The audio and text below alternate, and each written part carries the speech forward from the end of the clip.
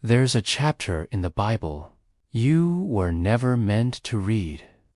It spoke of ancient angels bound in darkness, of a war before Eden, and of a world wiped from memory.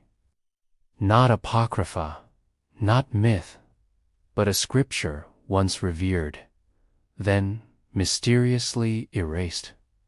Why?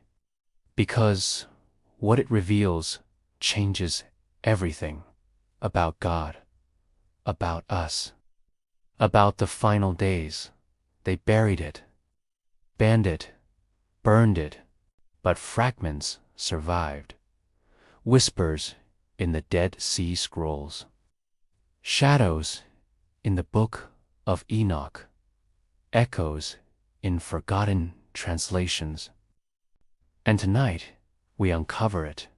What if the Bible we know is missing its most terrifying truth? There is something unsettling about a torn page, especially when the tear is deliberate, intentional, erased by human hands, then buried by time. For centuries, scholars believed the Bible we hold today was whole, that every word had been divinely protected, each verse carefully passed down from prophet to priest, scribe to saint, without blemish or omission. But that's not entirely true. In 1947, a shepherd boy tossed a stone into a cave near Qumran, cracked open the silence of 2,000 years. There, hidden in jars beneath the desert dust, lay hundreds of ancient manuscripts, the Dead Sea Scrolls. Many of them familiar, Psalms, Isaiah, Genesis, but other were not. There were books that no one had read in centuries, texts filled with visions, warnings, and voices from the deep past scriptures that had been cast out or simply forgotten. One of them spoke of angels chained in darkness, of watchers who descended to earth and taught mankind forbidden things, of giants born from women and spirits that never died. This book didn't just feel old, it felt dangerous. And curiously, this book had once been part of the faith. It was read aloud in synagogues, quoted by early Christians, revered by ancient teachers. But somewhere along the line, it vanished. Not because it was lost, because it was removed. Why would someone erase a part of sacred history? There are moments in time when power fears truth, when councils gather behind closed doors, when decisions are made not for the soul, but for control. The Bible, as we know it today, was not handed down in a single moment. It was canonized over centuries, debated, voted on, edited. The Book of Jubilees, the Apocalypse of Baruch, the Book of Enoch. They were all once considered sacred by many, and yet, one by one, they were cast out, labeled as heretical, dangerous, unnecessary, but fragments remained, hidden in jars, buried under ruins, preserved in remote monasteries, far from the empire's reach. And when those fragments surfaced, they whispered things no one expected. They told of wars in heaven before Eden, of cosmic judgments, of sins older than Adam. And it wasn't just in the Dead Sea caves. In the ancient churches of Ethiopia, the book of Enoch never vanished. It was preserved, copied, sung aloud in liturgy. While the West buried it, the East remembered. Why the divide? Why did some protect it, while others burned it? To answer that, we must go deeper into the theology that scared empires, into the visions that shook prophets, and into the secrets that may hold the key to understanding the entire Bible, not as a closed book, but as a battlefield. Because if what these texts say is true, then the story of mankind began with a fall, not just in Eden, but from the stars. The Bible was not assembled overnight. It did not fall from heaven, bound in leather with gold-trimmed pages. It was formed through struggle, shaped by time, and at times sharpened by fear. In the early centuries of faith, dozens of sacred writings circulated across the ancient world. Some came from the mouths of prophets, others from dreamers, scribes, and those who claimed visions from God. Many of these texts were cherished, copied by hand, and read aloud among believers, but not all of them would survive the councils that came later. The Council of Laodicea, Synod of Hippo, the Council of Carthage. These were moments when powerful leaders sat down to decide which books would be counted as divine and which would be silenced. They asked which texts matched doctrine, which inspired holiness, and which were too strange, too unsettling, or too far from control. The Book of Enoch was among those cast aside. It told of angels who defied the Most High, who descended to earth and shared heavenly secrets with humanity. It described creatures that were neither human nor divine, and it warned of a great judgment, a reckoning not just for man, but for beings beyond this world. Early Christians once quoted it. In fact, the book of Jude in the New Testament directly references Enoch. That alone should have preserved its place. But over time, it faded from the Western Church's memory. It became an outlawed text, a forbidden scripture. Other books suffered the same fate. The Book of Jubilees rewrote Genesis with detail and calendar precision. The Apocalypse of Baruch offered a post-exile vision of justice and cosmic order. The Testament of the 12 Patriarchs gave emotional last words to the sons of Jacob. These were not idle stories. They were sacred attempts to understand the divine. And yet, their fate was sealed, not by revelation, but by human decision.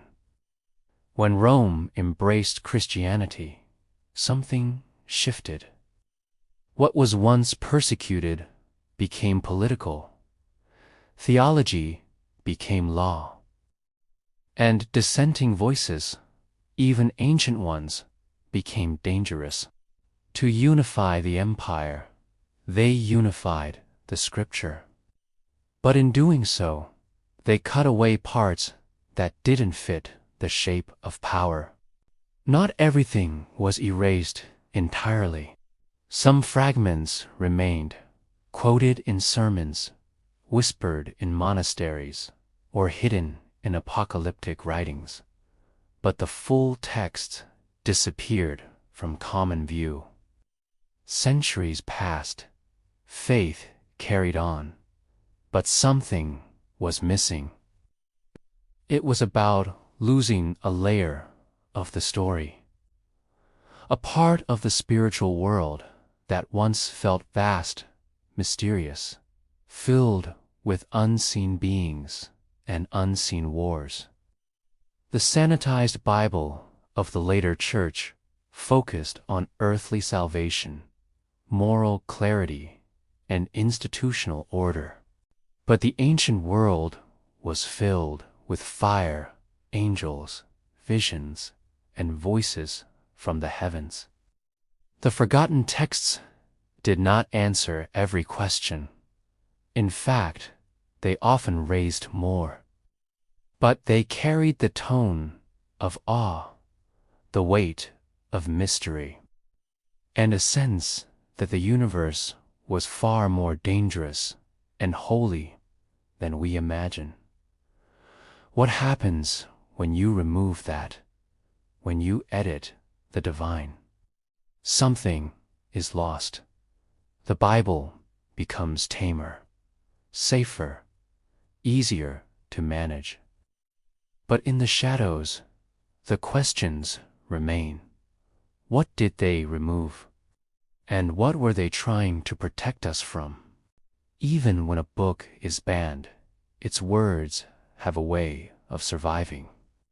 They pass from mouth to ear, from father to child, from monk to student.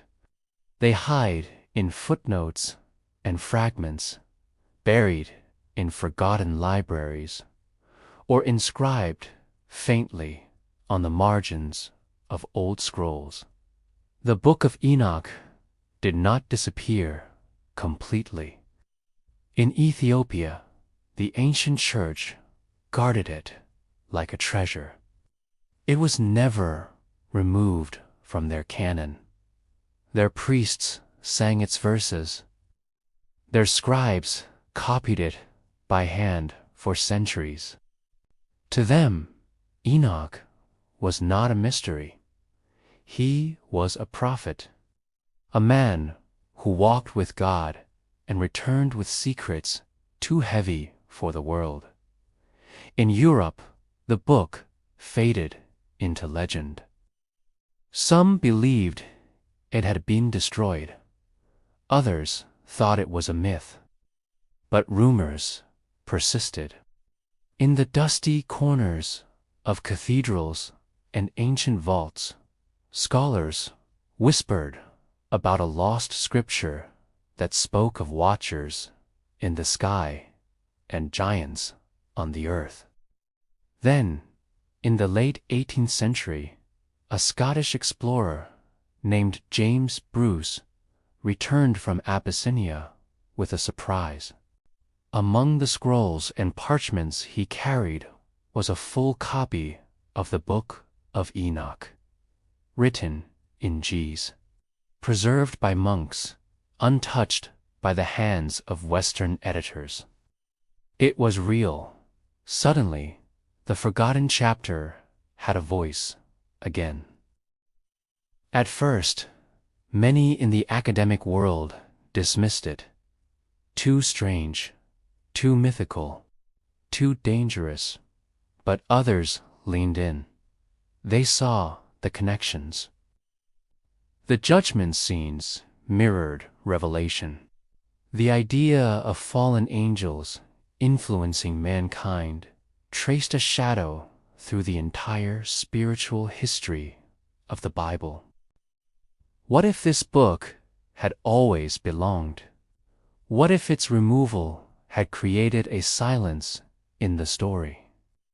When the Dead Sea Scrolls were discovered in the 20th century, more fragments of Enoch appeared, written in ancient Aramaic. That confirmed what many had suspected. The book had existed in Hebrew culture long before Jesus walked the earth.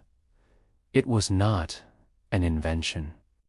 It was part of the spiritual bloodstream of ancient faith, and it was not alone. Fragments of Jubilees, of Baruch, of unknown psalms and forgotten prophecies, each one adding a piece to the puzzle, each one raising new questions. Why were these books cast out? Were they too wild, too mystical, too unwilling to conform?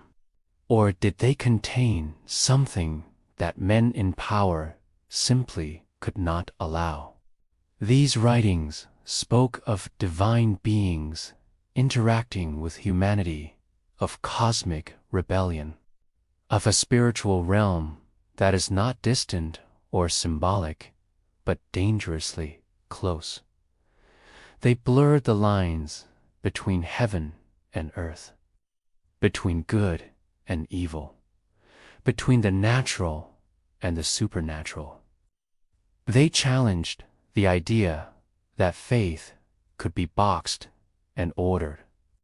And yet, even in silence, they kept speaking, because truth has weight.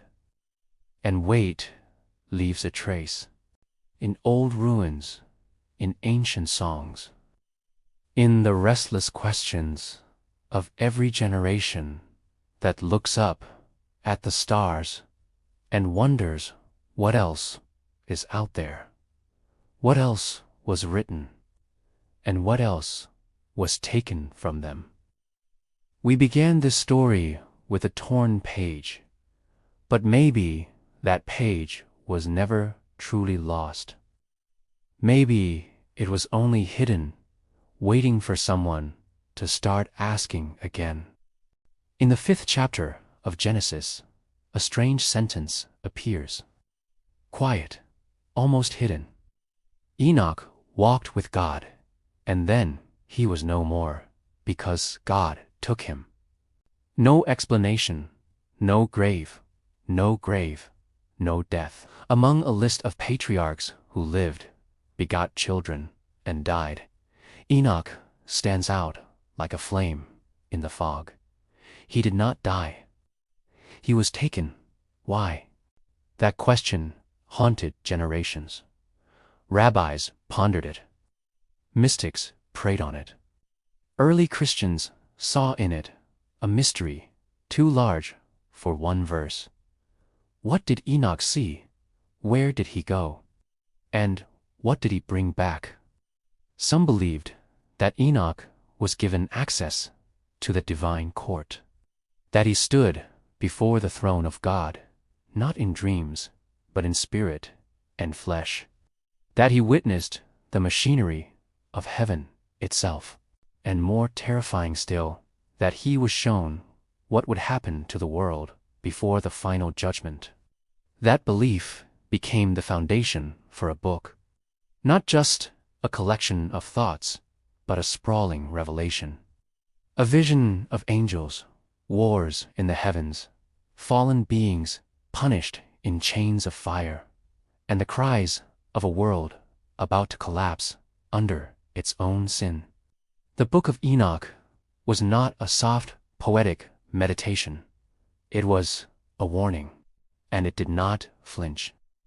It named the angels who sinned. It detailed the birth of monstrous giants born from human women and rebellious spirits. It described how these creatures devoured the earth and polluted mankind. And it declared that the flood, the great destruction in Noah's time, was not just a cleansing of human evil, but a cosmic act of judgment against divine rebellion. The book was bold, too bold. It didn't stop at heavenly visions. It accused, it explained. It gave names to the unseen forces behind corruption, violence, and chaos. It revealed secrets that had long been hidden behind metaphors and silence. For some, this made the book precious. For others, it made it dangerous. Early Jewish sects revered it. The Essenes, a group living in the desert near Qumran, copied and preserved its pages. They believed the end was near and that Enoch's words would prepare them for the coming apocalypse. Their scrolls, buried in caves, would one day confirm the book's authenticity beyond question.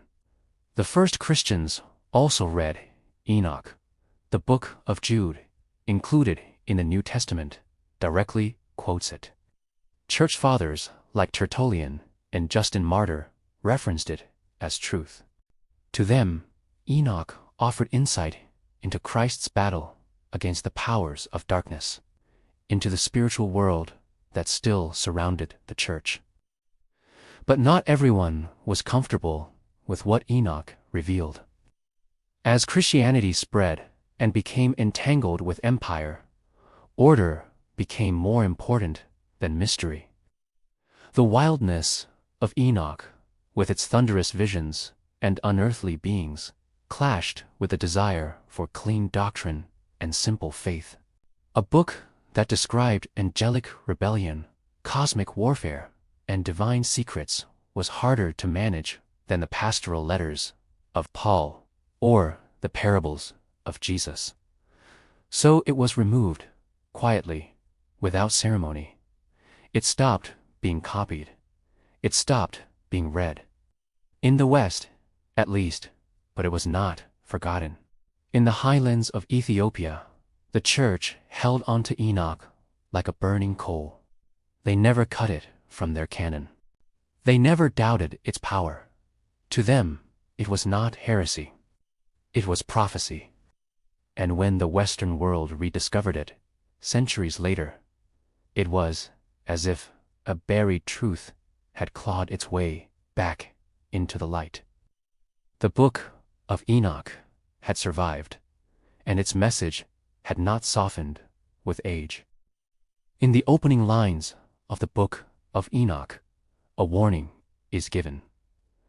It is not addressed to kings or nations. It is addressed to the heavens. From them I heard everything, and from them I understood as I saw, but not for this generation. It is for a distant generation that is to come. A prophecy not for his time, but for ours. What Enoch saw, he claimed, was not meant for the people around him. It was too vast, too terrifying, too close to the edge of what the human soul could bear.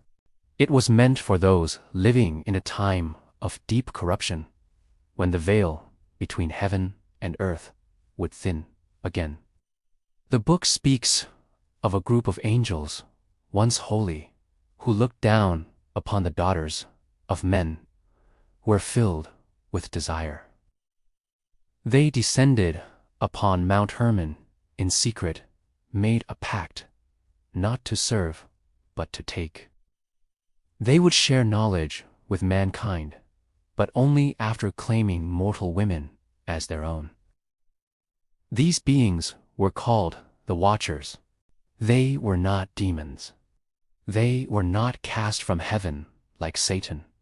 They were once part of the divine order, watchers assigned to guide and observe. But they broke rank. They crossed a line never meant to be crossed. From their union with human women came something unnatural. Creatures of immense size, great hunger, and no soul. The Nephilim. They filled the earth with violence. They consumed resources, dominated men, and twisted creation itself. The Book of Enoch paints a world in chaos, blood, fire, the cries of the innocent, drowned by the roar of these ancient hybrids. And it wasn't just their size, it was their spirit. They were born of a broken covenant, part flesh, part spirit. And when they died, their souls did not ascend or rest. They remained angry, restless, invisible. These disembodied spirits, according to the book, became the first demons. Not fallen angels, but the cursed offspring of angel and woman. This was not a myth. It was a theology of terror, and the punishment severe. Enoch describes how the Most High ordered the archangels to intervene. Michael, Gabriel, Raphael, Uriel. Each was given a task. The watchers were bound in chains, cast into deep abysses, sealed in darkness beneath the mountains. They would not see the light again until the day of final judgment. The Nephilim were destroyed by the flood. Their flesh perished. Their spirits remained, condemned to wander the earth. What makes this story so disturbing is how closely it mirrors what many cultures have whispered for centuries. Tales of giants, of sky beings, of hidden knowledge brought by gods or star people, of unnatural offspring, of a world before the flood that was darker and more advanced than we are told. And here it was, not in myth, but in scripture, at least for a time. Because this story did not fit the shape of the gospel that came later. It raised too many questions about divine justice, about the spiritual realm, about how close heaven once was to earth, and what happened when that boundary was broken. So the watchers were erased, not just from doctrine, but from memory. Their names removed, their sins unspoken, their warnings buried, but the damage was done. The seed had been planted, and Enoch, the man who saw it all, still speaks through fragments, through echoes, through the unsettling feeling that we have forgotten something we were never meant to forget. By the 2nd and 3rd centuries after Christ, the early church was beginning to take shape. Doctrine was forming. Heresies were being defined. Councils were gathering. And with every passing decade, the need for clarity began to outweigh the hunger for mystery. The book of Enoch was a problem. It was too bold in its descriptions of angels, too precise in its judgments, too willing to name the invisible things most would rather leave unnamed. It did not merely speak of God's mercy. It described God's wrath in detail. It gave faces to the fallen, and it declared a cosmic order far more complex than many were prepared to accept. Leaders of the growing church began to question its place. Some called it inspired. As the New Testament canon slowly came together, the book of Enoch hovered at the edge. It was quoted by Jude. It influenced Revelation. Its fingerprints were everywhere. But it was left out, not because it lacked power, because it had too much. Imagine a young believer in the early church opening a scroll and reading that angels taught humans how to forge weapons. That forbidden knowledge entered the world through celestial rebellion. That demons were the spirits of dead giants. That the earth itself cried out because of blood spilled by hybrid offspring of heaven and earth. This was not a comforting gospel.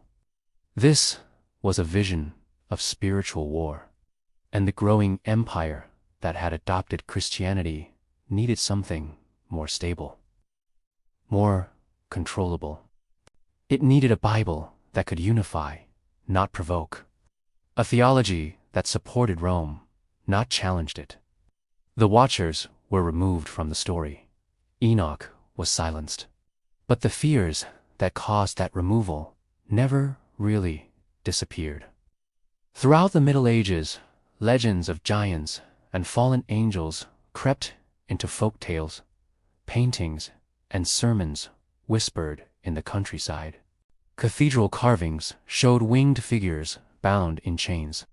Monasteries guarded strange texts that no one was allowed to read aloud. The spiritual tension remained just beneath the surface. When the printing press arrived, the floodgates began to crack. Lost books resurfaced. Scholars translated ancient fragments. The Book of Enoch returned to the conversation. And suddenly, readers across Europe were confronted again with its visions. Why had this book been hidden? Why had it been removed if it was once quoted by apostles?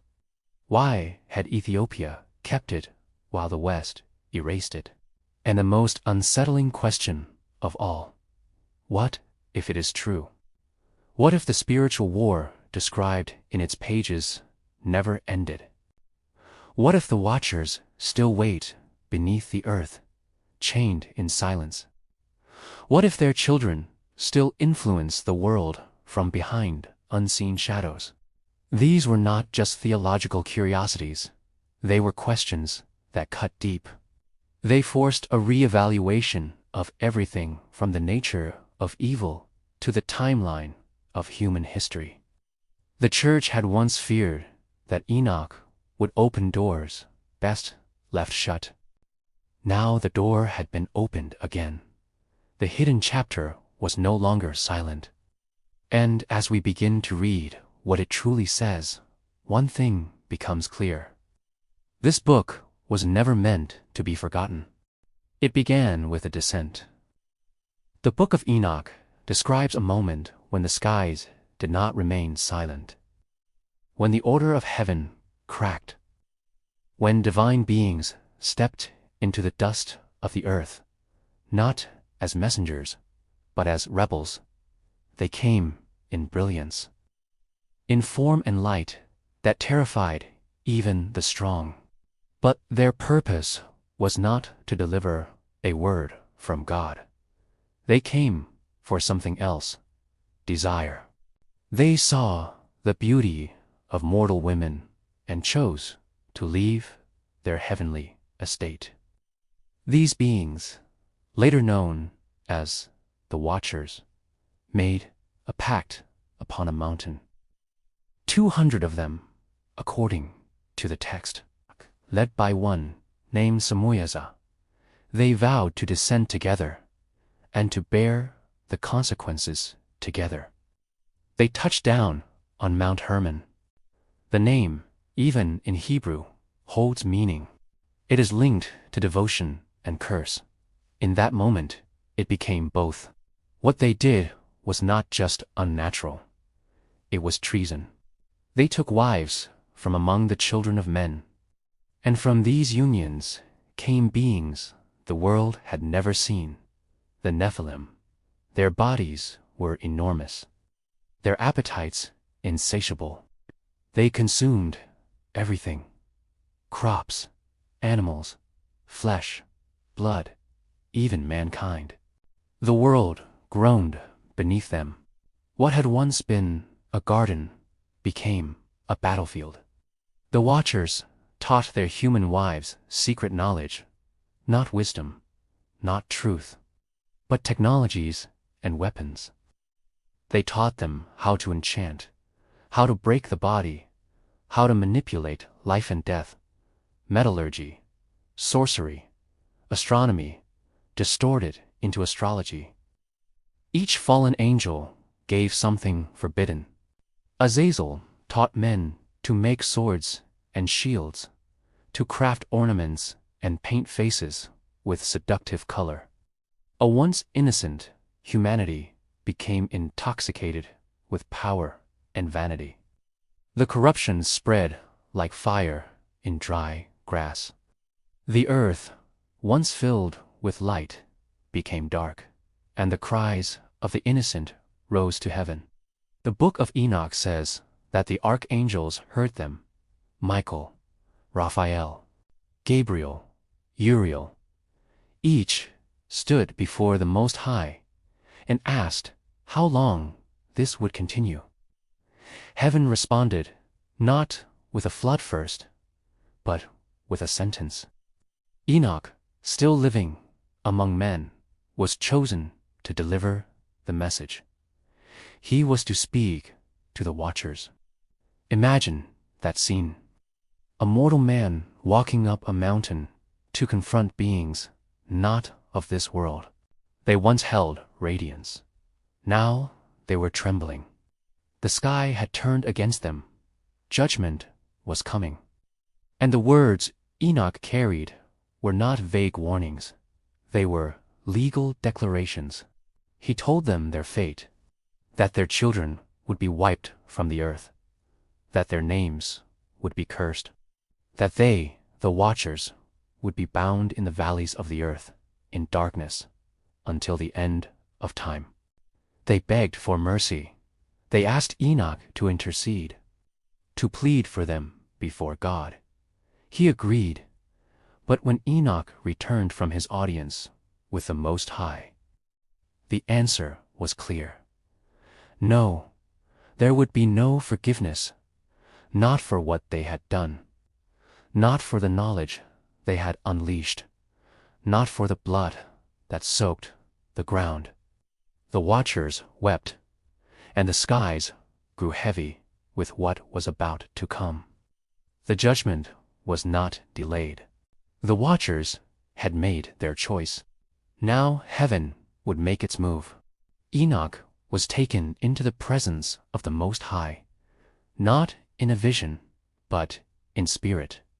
He was shown the consequences of rebellion. He was given visions of cosmic laws written into the very fabric of creation, laws that even angels could not break without facing wrath. Then he was sent again to deliver the final decree. The fallen angels were to be bound, stripped of their former glory, and cast into the deep places of the earth, not in flames, not in exile, but in chains, buried under mountains, sealed in darkness, isolated from time and light. Enoch describes the prisons prepared for them, valleys of jagged stone, caverns lit by no fire, depths where the earth groans and nothing stirs. These were not poetic metaphors. They were locations, real, terrifying, and silent. Azazel, the one who taught mankind the secrets of warfare and vanity, was cast into the desert, his face ground into sharp rock. His name became a curse. To this day, echoes of his name linger in ancient rituals, often without understanding. Semyeza, the leader of the Watchers, was bound near the waters of the great abyss. His fate was worse than death. To remain conscious beneath the weight of divine anger. Alive, but unreachable. Waiting. Enoch saw all this, and still he was not finished. He was lifted again, beyond the earth, higher than the stars, into realms untouched by time. There he saw the throne of the Almighty, a place of fire and crystal, of blinding light and absolute silence. And in that place he saw records, scrolls, books, writings of every generation, every act, every secret. Enoch was told that nothing was forgotten, that justice was not delayed, only waiting for the appointed hour. But the judgment of the Watchers was only part of the story. The children they left behind, the Nephilim, still roamed the earth. Their size was unmatched, their strength impossible, their hunger relentless. They ruled over men as tyrants. They mocked heaven. They devoured without conscience, and when they died, their spirits did not rest. These spirits, born from corrupted union, became the first unclean spirits. They wandered the earth, invisible and hostile. Their nature was rebellion. Their instinct was destruction.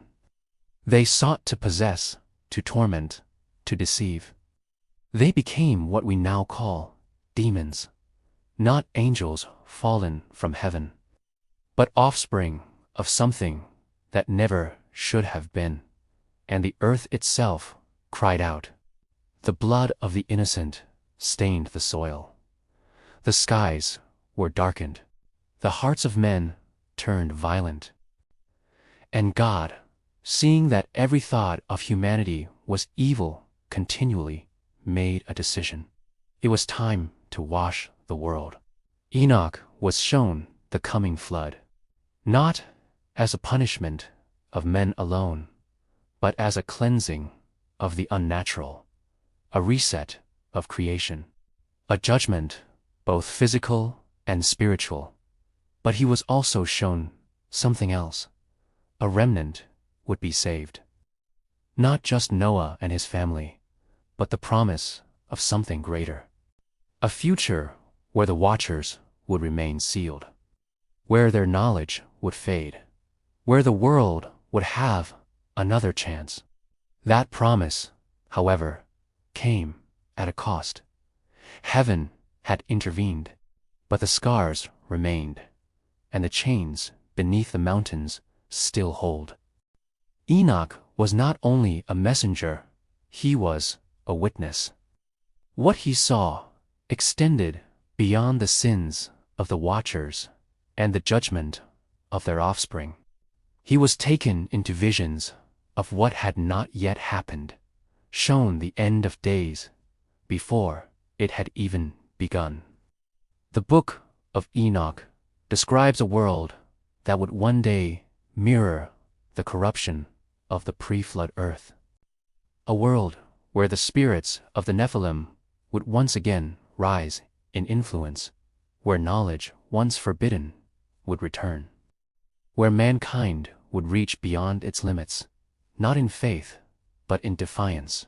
He saw kings filled with pride, nations at war, creation unraveling under the weight of human arrogance. And behind it all, unseen but present, the echo of the old rebellion. The watchers may have been bound, but their legacy lived on. Their teachings, once buried, would resurface through whispers, through dreams, through hunger for secret wisdom. Magic reborn as science, idolatry dressed in reason. A world not unlike ours. Enoch saw it. He saw towers reaching the heavens, machines that bent nature, cities of light masking hearts of darkness, and beneath it all, a familiar rhythm. The same rhythm that beat in the days of Noah, the same pattern that led to the flood. But this time, the judgment would be different. It would not be water, it would be fire. He was shown a great mountain burning with flame, a river of molten light cutting through the earth, thrones being overturned, the righteous trembling with fear, the wicked weeping without hope, and above it all, the Ancient of Days seated in glory, his eyes searching every soul. The fallen would be called out by name. The spirits of the giants would be gathered for destruction, and the watchers, still bound beneath the hills and seas, would be summoned for final sentencing. Their time of silence would end, but not in release. In justice, the vision did not stop at destruction. Enoch also saw renewal, a world remade, a land without corruption, a throne of light, a garden restored. The Son of Man standing in the midst of nations, judging not with sword, but with truth. It was a picture of perfect order, but it came only after perfect reckoning. And when Enoch awoke, he was changed. The people could see it. He no longer belonged to the earth. His eyes had seen too much. His soul had touched too deeply the fire of divine knowledge. And before long, he was gone. He did not die. He was taken. The same way he had once described the watchers falling from heaven, Enoch himself rose into it.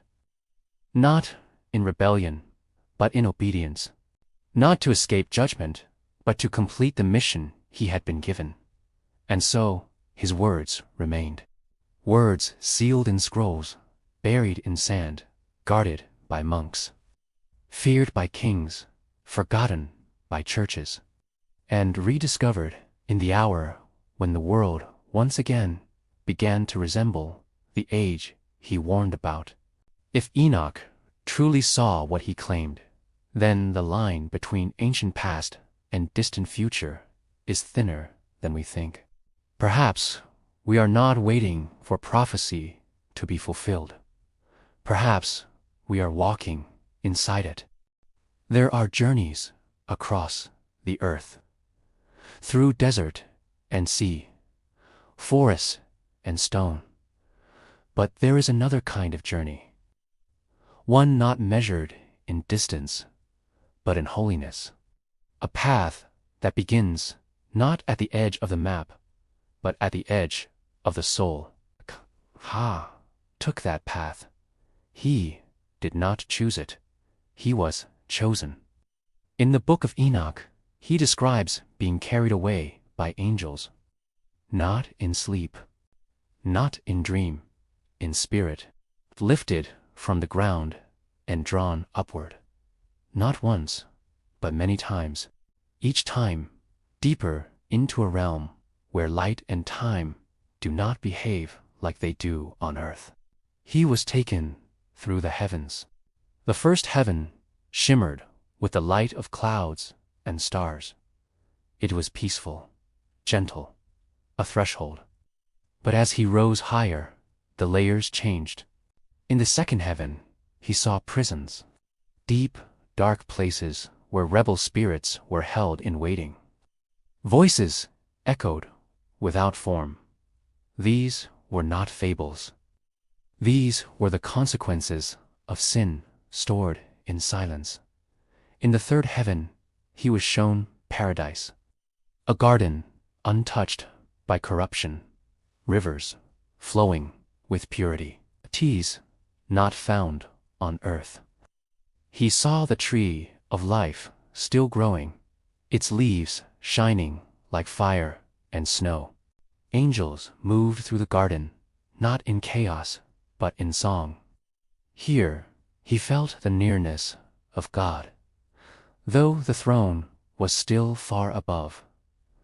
Each level brought awe and fear. In the fourth heaven, he saw the movements of the stars and the sun. But they did not move by chance.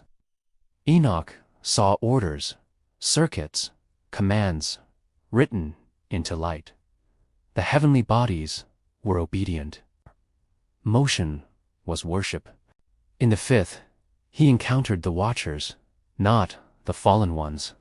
These were the faithful, radiant, towering, bearing eyes like burning iron and voices that shook the wind. They spoke of justice and mercy in equal measure. They told Enoch that time was measured not just in seasons, but in decisions. Each act of man echoed beyond its moment. In the sixth heaven, he saw councils, thrones of wisdom, holy ones gathered in reverence. They were not idle. They were watching, recording, preparing. And then, the seventh dot here. Silence ruled, not the silence of death, the silence of perfection. A light that burned yet did not blind. A voice that spoke without words. A presence so overwhelming that even the angels bowed their faces and covered their eyes. And in that presence, Enoch heard what no man had ever heard. Not formulas of creation. He heard the names of things. The names of stars before they were lit. The names of destinies before they were born. The names of those who would rise and those who would fall. He heard the plans of the Most High, not predictions, decrees. Enoch was not just observing. He was being taught how the universe was made, how it was governed, how it would end, and why mankind mattered in a war far older than Eden. When he returned to earth, he was no longer the same man. His face bore the mark of heaven. His eyes had seen too far. The people around him listened with trembling. Some could not bear to stay near him. Others wept without knowing why. He had stood among thrones and returned with memory. When Enoch returned from the heavens, he did not come empty-handed. He came with books. Books written not in ink, but in fire. Not with speculation, but with revelation. The angels had shown him the architecture of time. Not as man measures it with hours and days, but as heaven sees it, in cycles, in seasons, in appointed times known only to the Most High. He saw the generations of men mapped out like rivers, every rise and fall, every kingdom and collapse, all written before they were born. Nothing was by chance. Nothing was unseen. This was the heavenly calendar. It was more than numbers. It was rhythm, the beating heart of creation. Festivals were not mere traditions. They were alignments, moments when the veil between heaven and earth became thin, and decisions were made in the invisible realm. The book of Enoch recorded these times, the equinoxes, the days of judgment, the weeks of the righteous, the curses of the wicked. It mapped history, not as memory, but as prophecy unfolding. Enoch was taught that man lives inside a story already written, but not yet read. And more than that, he was told that words have weight. Not just the words men speak, but the words of the Most High. Every utterance from heaven created law, unbreakable, eternal law. These were not rules of religion.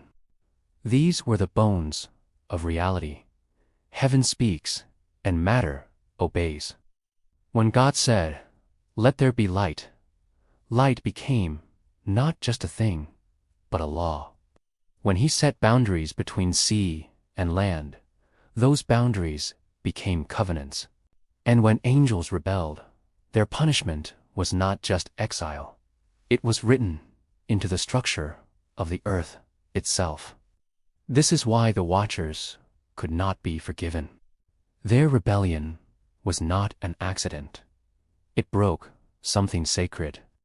They had shattered the mirror between heaven and earth, and in doing so, unleashed something that would echo through every generation. Enoch was shown the names of the righteous, written before the foundation of the world. He saw how each soul was known. He saw that every person has a purpose, a season, a moment in the story that only they can fulfill. And he saw the battle to prevent them from discovering it. Because while God's law cannot be broken, it can be forgotten. And that forgetting is where darkness grows.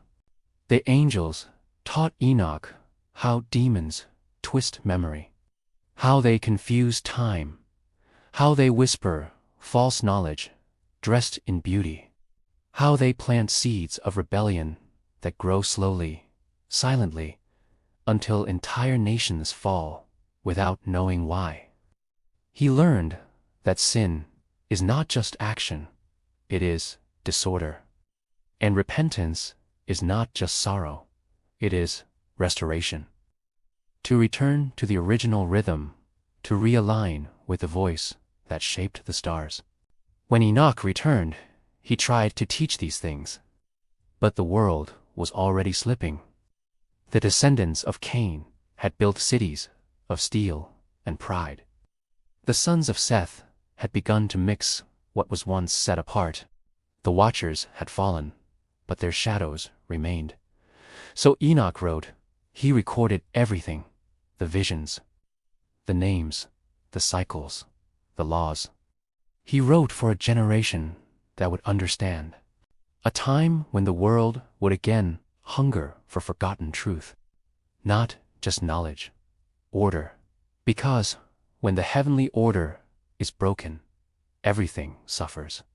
The land, the animals, the air, the mind. And until that order is restored, there can be no peace. The people watched him from a distance. There was something different about Enoch now. He no longer moved like a man of dust. His steps were light, his eyes carried flame, and his words fell like thunder wrapped in honey. He spoke less, but when he did, even the birds fell silent. Fathers told their children to stay back. Elders bowed without knowing why. His presence disturbed something ancient in the human soul, as though the earth itself remembered where he had been. He was no longer fully here, and soon he would be gone. The scriptures say it simply. Enoch walked with God, and then he was not, because God took him. Not a euphemism. Not a metaphor. He did not die. He vanished. But in the book of Enoch, the story is not so quiet. It tells of a moment when the heavens opened again. A light brighter than the sun descended like a chariot of fire. Angels appeared with faces like polished bronze.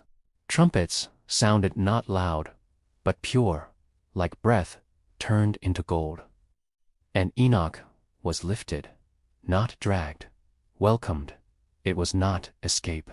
It was completion. He had fulfilled the mystery given to him.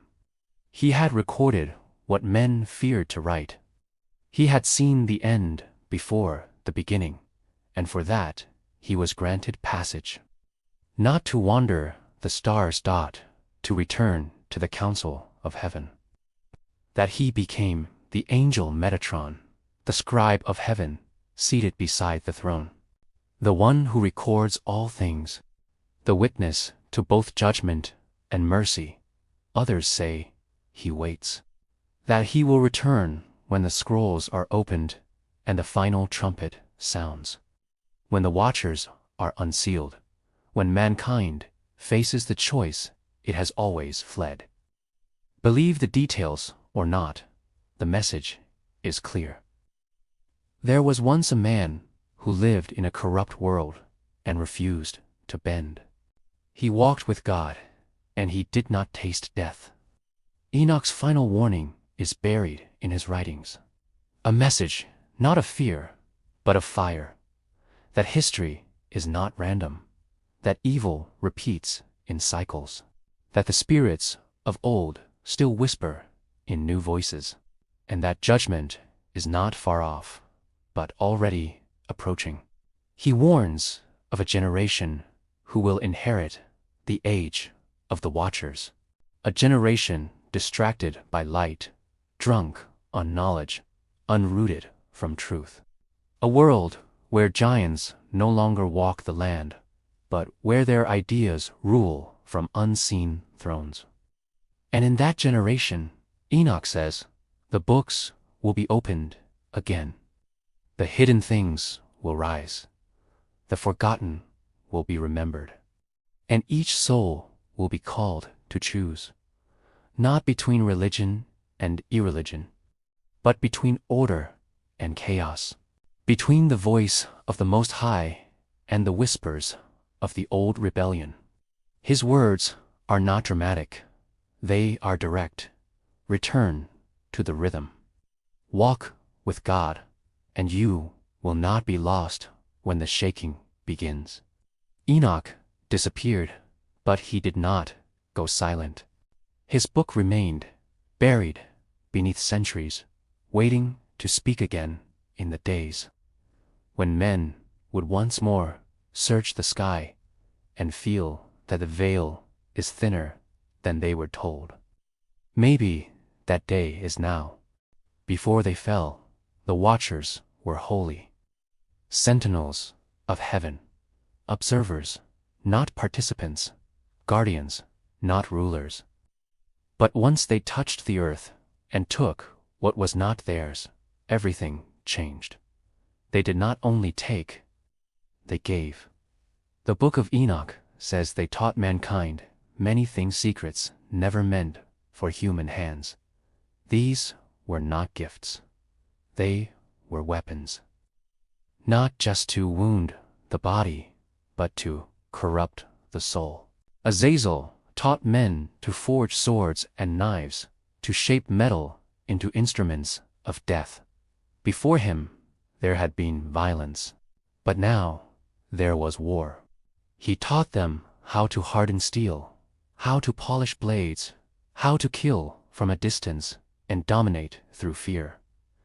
Women were taught to paint their faces, to seduce with color and contour, not for beauty, for manipulation. Vanity became virtue. Lust became power.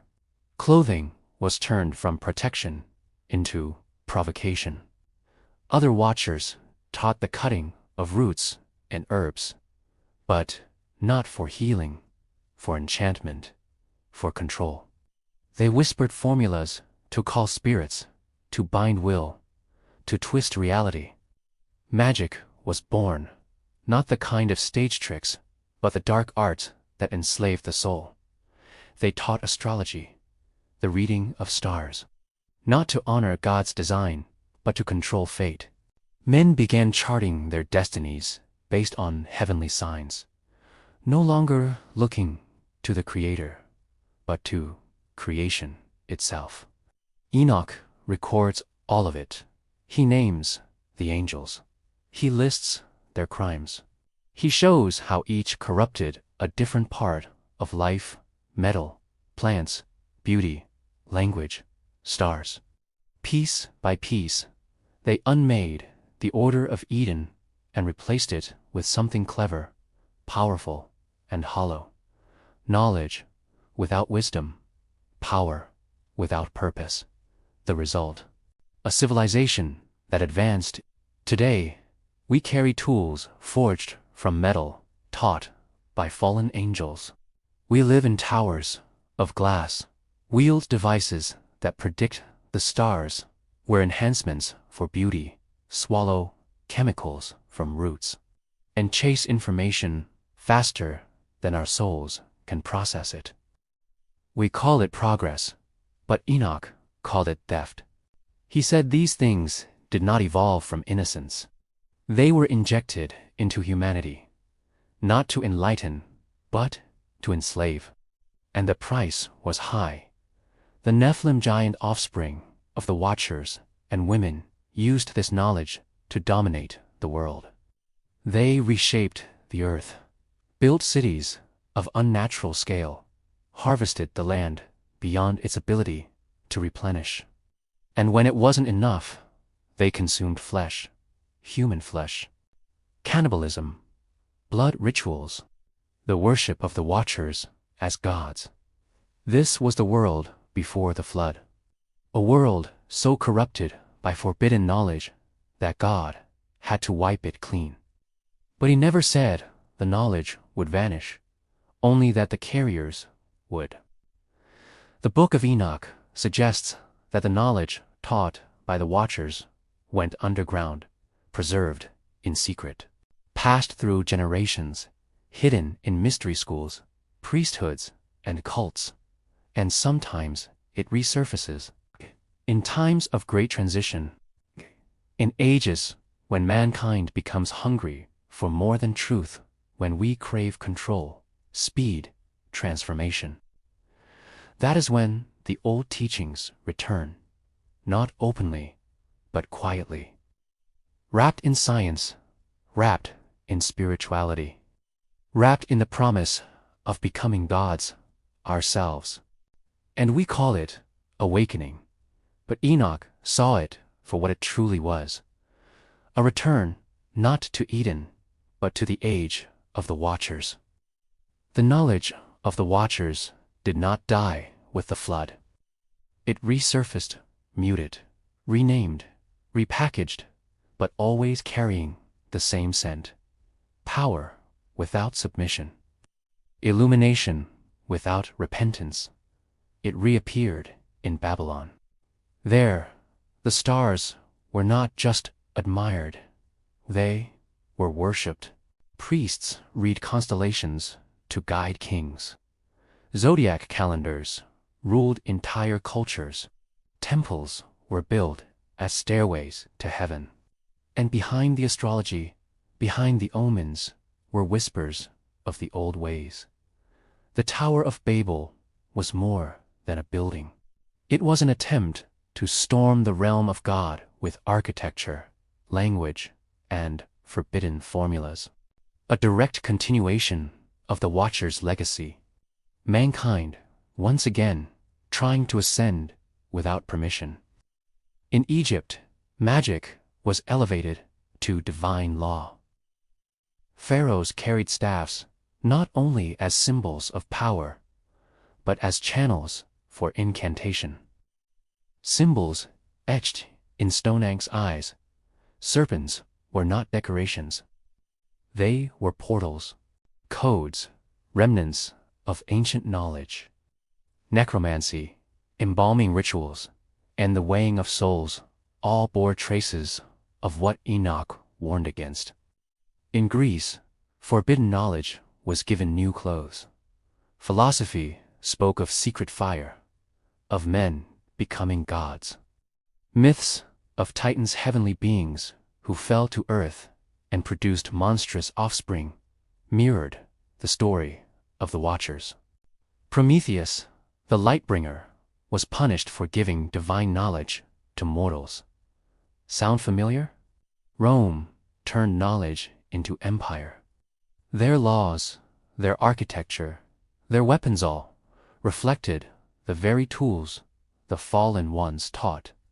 Yet, under the empire's skin ran a deep vein of mystery, cult smithrism, Gnosticism, Dionysian, rites, each one claiming secret insight into divine truth through experience, ecstasy, or blood. And when Christianity emerged, the battle grew fiercer. The early church fought not only against persecution, but against infiltration. False teachers brought secret doctrines.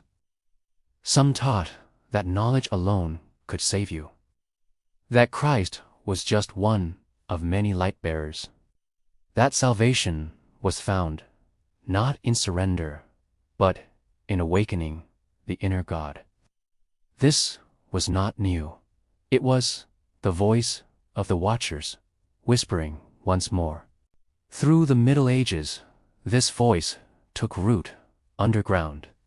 Alchemy, Kabbalah, secret brotherhoods, the pursuit of hidden truth apart from the Word of God. Light without holiness. Enoch saw it coming. He warned of a time when men would seek the secrets of the stars and forget the creator of them. When magic would be renamed science. When sorcery would become medicine. When the old spells would wear new skins and the world would celebrate the very knowledge that once brought the flood. And now, in the modern world, the forbidden is no longer hidden. We chase after genetic power. We edit DNA. We speak of merging man and a machine. We monitor the heavens for signs not of God's glory, but for evidence of other intelligences. We call it progress. But underneath it all lies the same temptation to become gods, to rewrite what is written, to bend the law that was laid down before the first stone of the earth was set. From ancient Mesopotamia to Silicon Valley, the arc is the same. Enoch wrote it down before any of it happened. He saw the knowledge that would return. He saw the thirst that would drive men mad. And he saw the end of it, because forbidden knowledge always overpromises. It offers light, but delivers chains. The world today is electric, fast, hyper-connected. We speak to machines, and they speak back. We access knowledge once locked in vaults with the touch of a screen. Satellites watch the Earth from space. Artificial minds write poetry, compose music, diagnose illness, command drones. We call this progress, but Enoch might have called it resurrection. Not of bodies, but of the old knowledge, the forbidden kind. Once upon a time, angels fell for the beauty of women. Now men fall for the beauty of their own creations. We are no longer waiting for fire to descend from heaven. We build our own fire. In labs, in code, in networks that pulse like nervous systems across the globe. And the line between creation and creature has begun to blur. AI is now shaping human thought. Algorithms decide what we see, what we buy, how we feel. Some believe we can upload consciousness, defeat death, rewrite biology. These are not scientific dreams. These are ancient temptations reborn in digital skin. The very things the Watchers taught: mastery over metal, enchantment of form, control over life, manipulation of light are daily tools. We wear them, we trust them, we worship them. The same way ancient kings bowed to idols carved from gold and stone. We now bow to screens and systems we barely understand. Created by minds driven not by truth, but by the same hunger the Watchers had, to be like gods. Spirituality is shifting to de-old religions fade, and new spiritualities rise. Manifestation, energy alignment, hidden DNA codes, the God within. These ideas sound modern, but they are ancient. They echo the doctrines of the Nephilim. That divinity is not something you receive, but something you awaken. That salvation is not a gift, but a discovery.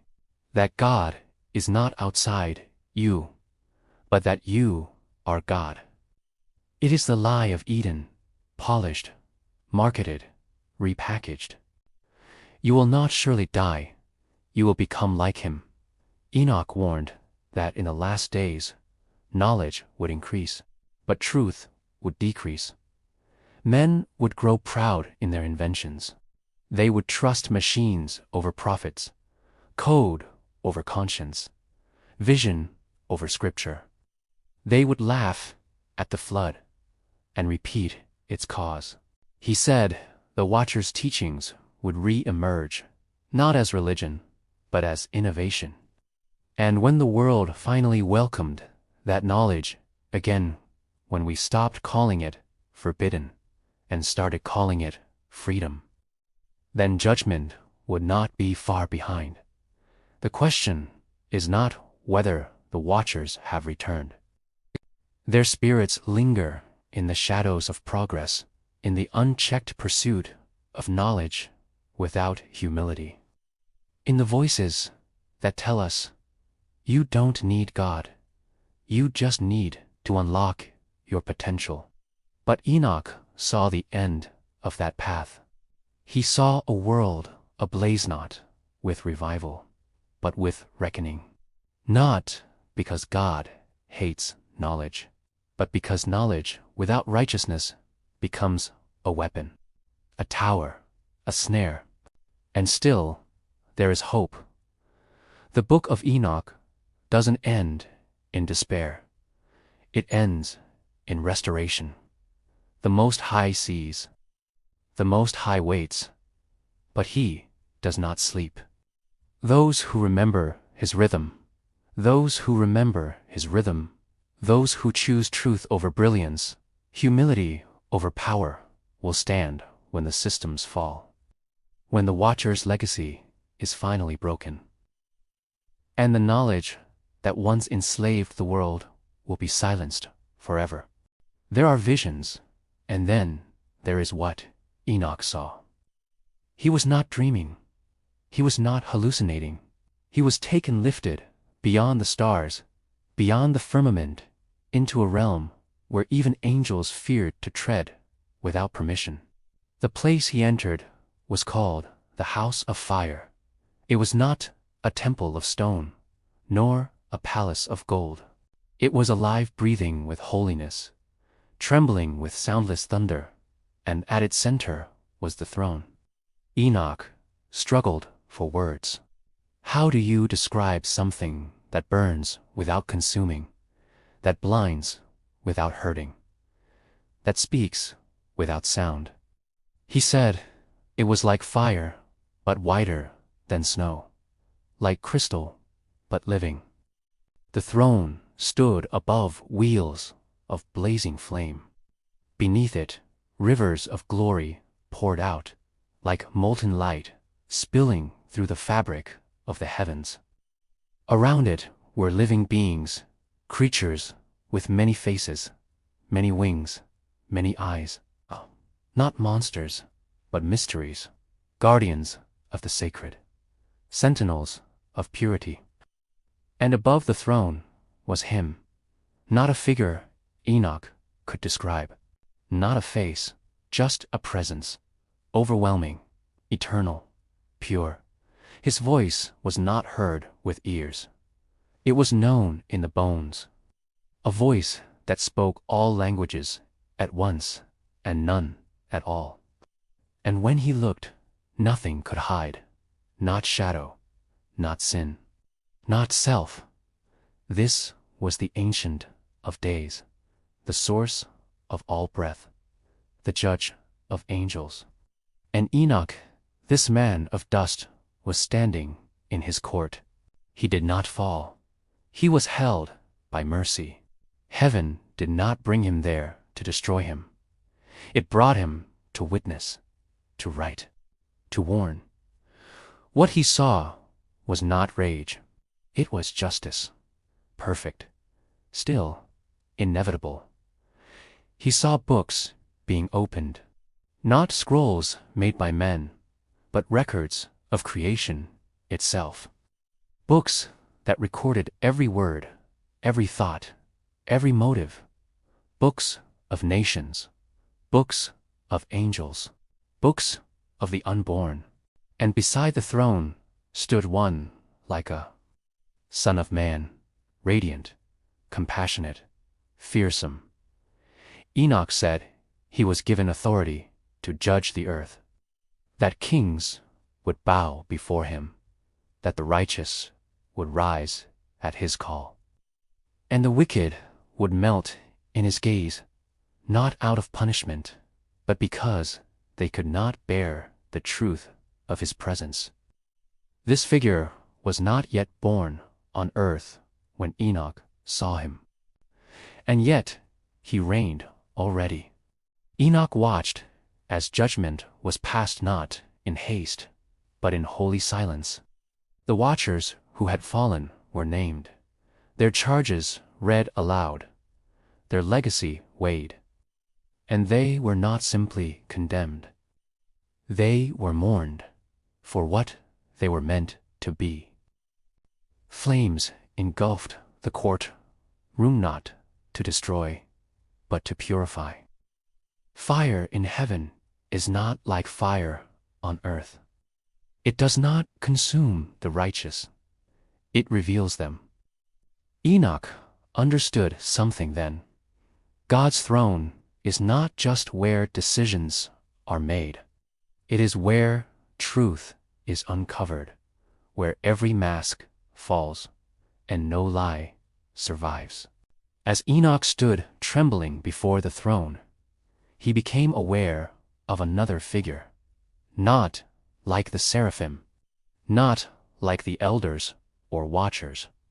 This one had the form of a man, and yet the hosts of heaven bowed to him. His eyes were like a deep river of light, ancient and alive. His face shone brighter than the sun, and yet held the gentleness of a shepherd. He was called the Elect One, the Anointed, and the Son of Man. And he was seated beside the Ancient of Days. Enoch watched as authority was handed to him, not stolen, not seized, but entrusted. Power over nations, over judgment, over time itself.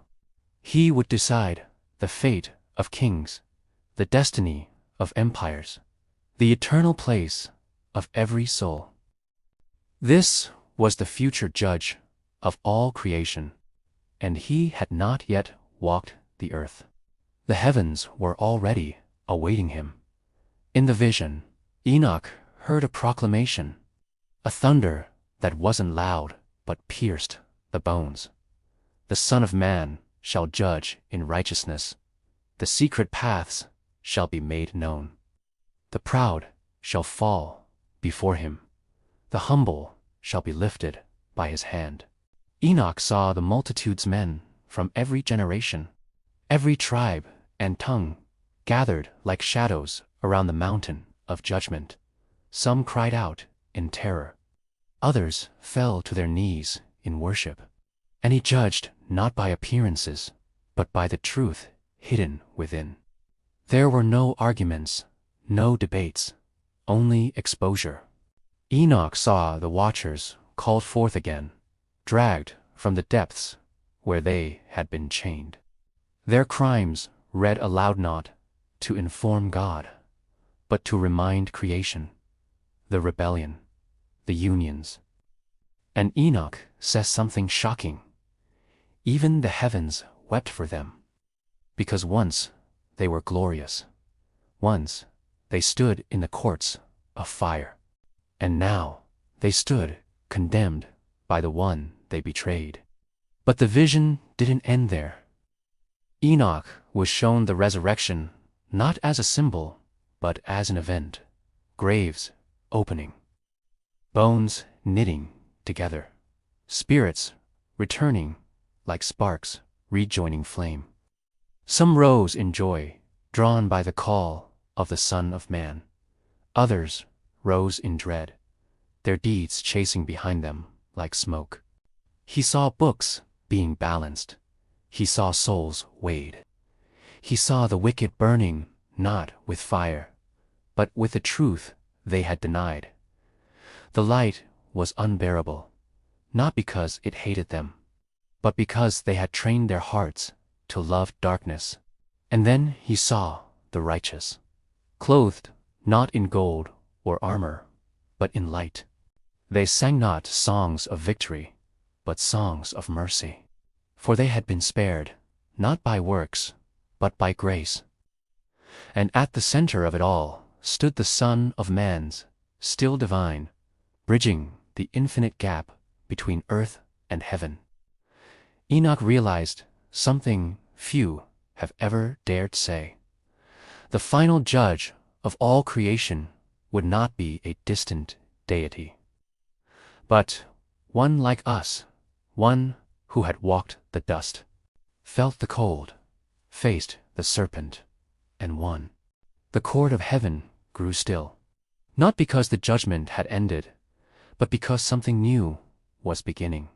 Enoch stood in awe as the fire that once judged began to transform. It shifted from purification to creation, from judgment to joy. The voice of the Most High declared not only what would be destroyed, but what would remain forever. He saw a mountain rise, not of stone or earth, but of glory, unshakable, unbreakable, and at its summit, a city descended radiant, structured not by hands, but by divine wisdom, a kingdom not born from war or conquest, but from promise. It was called the dwelling place of the righteous. Its gates were not guarded by swords, but by song. Its streets glowed with the light of justice. Its walls pulsed with peace. And at its center was the throne, not remote, not veiled, but near, accessible, intimate, and seated upon it, the Son of Man, crowned not with iron, but with truth. Enoch heard the covenant. They shall dwell with me, and I shall dwell with them. No more tears, no more death, no more deceit. The earth itself rejoiced, the mountains sang, the waters danced. All creation that once groaned under the weight of sin now exhaled in relief. And those who had waited in silence, those who had suffered, been mocked, cast aside, were lifted up, given robes of white, given new names, not the names of their shame, but names only heaven had known. Enoch saw generations reunited, the faithful of old standing beside those not yet born. Time folded into eternity. The river of life flowed freely, and its waters healed all it touched.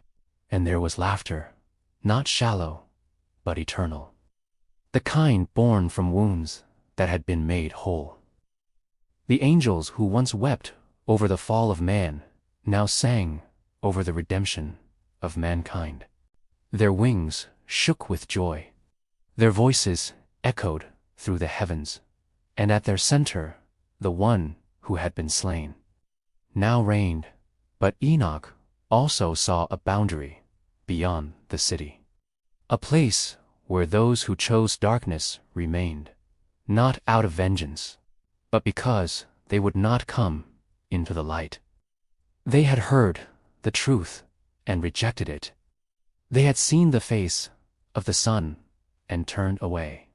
And even now, with the gates open, they could not enter, not because they were not allowed, but because they would not surrender. This too was mercy. Free will was never stolen, even in eternity. And Enoch wept, not because the story ended in pain, but because the invitation had always been open. He was told to write everything down, not just for his generation, but for the final one, the one that would witness the return of the days of Noah, the one that would chase forbidden knowledge, the one that would forget and then suddenly remember. You live in that generation. The books were hidden for a time. Now they are returning, not to frighten, to awaken, because the fire still burns on the throne, and the invitation still stands. When Enoch was shown the heavens, he also saw what lay beneath.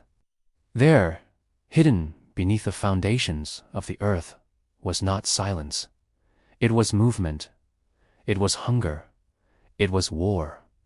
The place he was taken to was called Sheol, but this was not the resting place of the righteous.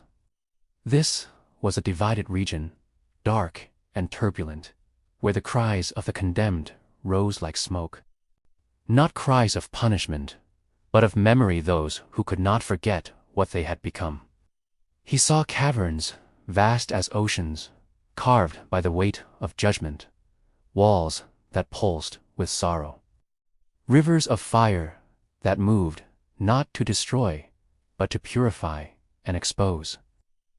and within the depths he saw beings that had once stood among the stars. The watchers, chained, bound in darkness. Their forms were no longer majestic. Stripped of glory, they were shadows of what they had been. And yet, their voices still reached upward, whispering through cracks in the earth, searching for ears to hear. They were not idle, they were planning. Enoch was told by his angelic guide that this was not their final place. It was a prison, yes, but not the judgment. That day had not yet come. Until then, they stirred in secret, spreading ideas, corrupting dreams, sowing thoughts in the hearts of the proud. The abyss was not far. It was beneath the feet of men who believed in nothing beyond themselves. Enoch saw that this lower realm was not empty. It was organized. It had structure, commanders, legions, a counterfeit order. As heaven has hierarchy, so too does the deep. And at the heart of it stood a gate, not made of stone or fire, but of will. A barrier created by divine word, sealed until the appointed time. Behind it raged forces that had not yet been loosed upon the earth. Beasts with forms unknown, voices that fractured sanity, intelligences that had waited longer than history. And Enoch was told a truth that still shakes the soul, that the greatest deceptions of the future would rise not from the sky, but from below, from beneath the city's dot, from within the systems, from the forgotten oaths and rituals buried in blood and secrecy. He was shown the spirits of the Nephilim. Their bodies had perished in the flood, but their souls remained dressless. Half-bred abominations that neither heaven nor hell claimed as their own. These were the disembodied voices that wandered the earth, possessing, tormenting, influencing, known by many names across cultures, feared in silence, ignored by the modern mind, and yet still active. The war beneath the earth is not loud. It is strategic. It moves through fear, pride, and appetite.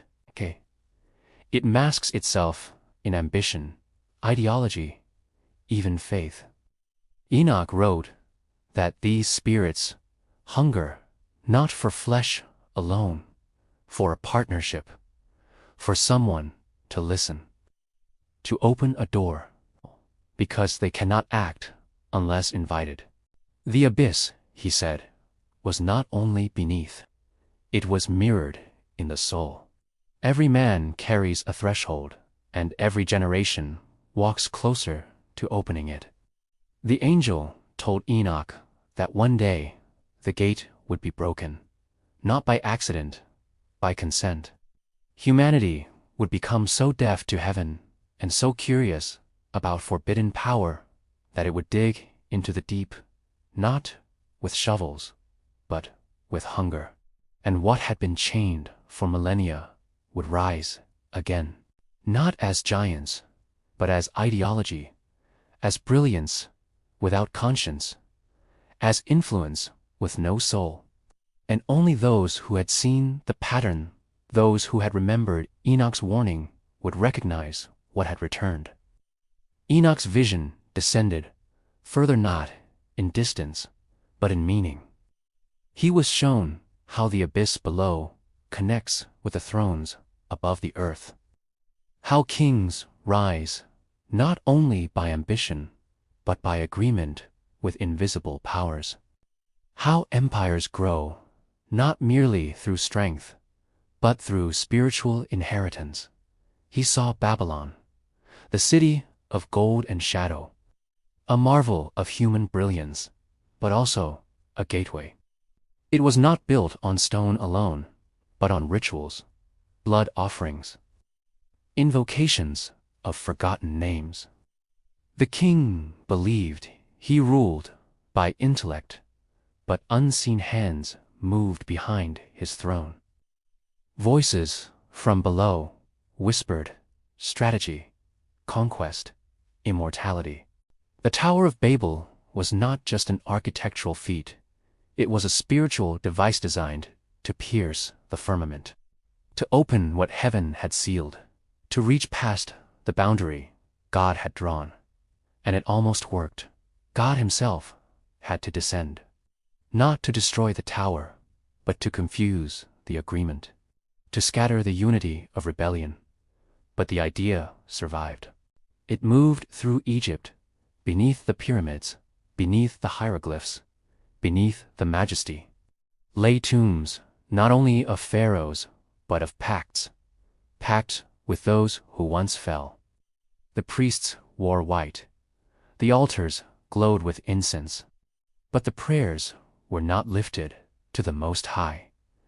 They were directed downward, toward those who had been chained.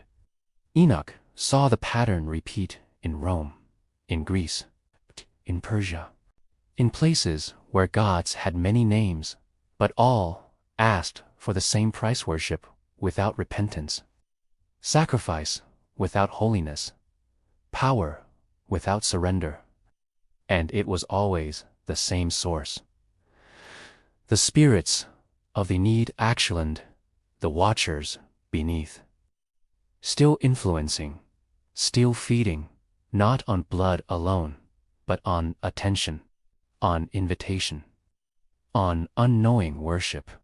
Enoch was told that religion could be a mask, that temples could honor heaven with their structure, but serve hell with their spirit, that songs could rise upward while hearts bowed downward. He saw false prophets standing in sacred robes, speaking words from old scrolls, but infused with fire from the pit. They did not look evil, they looked divine, but their eyes were empty. Their words twisted truth just enough to seduce the desperate. These were the spiritual gatekeepers of empires, appointed not by God, but by the ones he had bound. And still the people followed, because their altars promised immediate blessing. Their prayers returned fast. Their gods gave without asking for holiness. It was easier. It was dangerous. Enoch saw that behind every throne not surrendered to heaven, there is an altar built in darkness, an agreement made in secret, a hunger that cannot be fed. He was shown a war not of armies, but of influences. The spirits beneath do not need soldiers. They need storytellers, politicians, priests, artists, anyone who can shift a heart, anyone who can steer a generation toward brilliance without conscience, beauty without truth, transcendence without repentance. And it works because it wears light.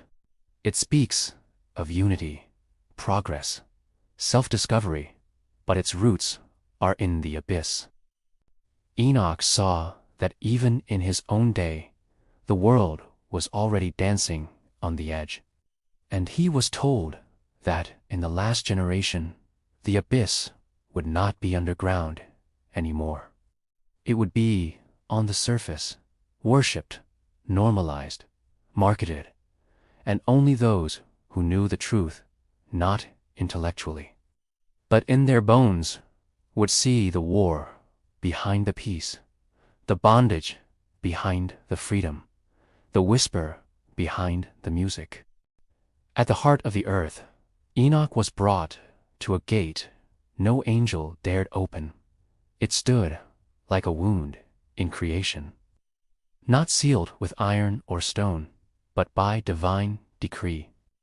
A voice of warning rang through every layer of the deep. No flesh was to pass beyond, unless commanded by the Most High. And yet Enoch was shown what lay behind, not to enter.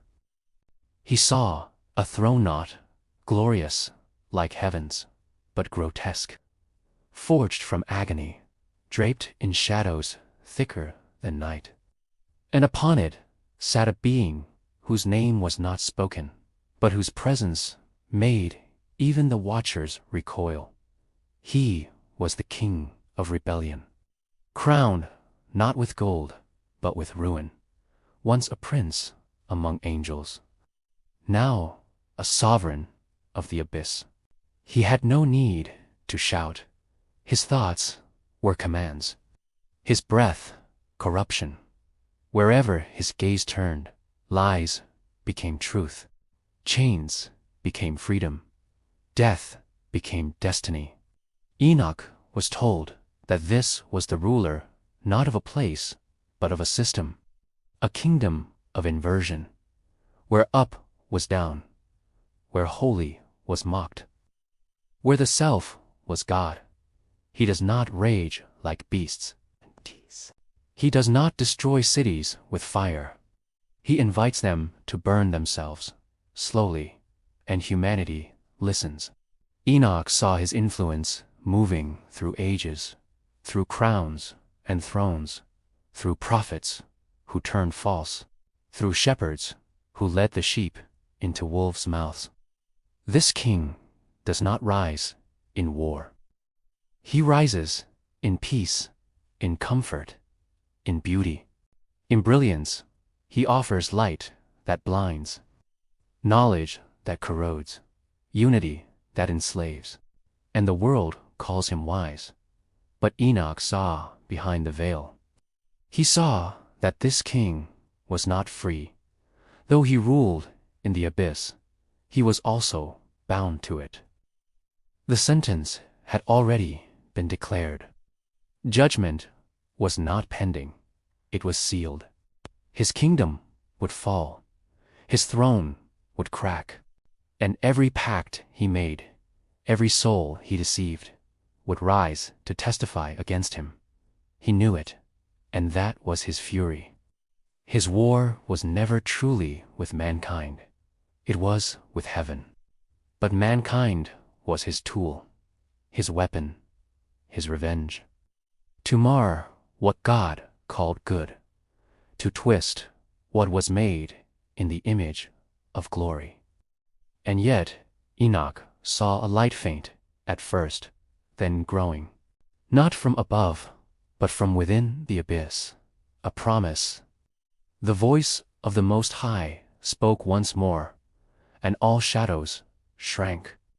The chains around the fallen tightened. The spirits of the Nephilim howled and scattered. The throne cracked. The king stood in defiance, but it was over. Not by battle, by decree. A time was set, a day would come, when the gate would be opened, not by rebellion, but by justice, and the abyss would become a tomb, forever. No escape, no second chance, only silence. And those who had made their homes near that darkness, those who had fed on its promises, worn its crown, shared its name, they too would follow. Not because God delights in ruin, but because truth cannot share a throne. Enoch saw the ending before it began, and he was told to write it for the final generation.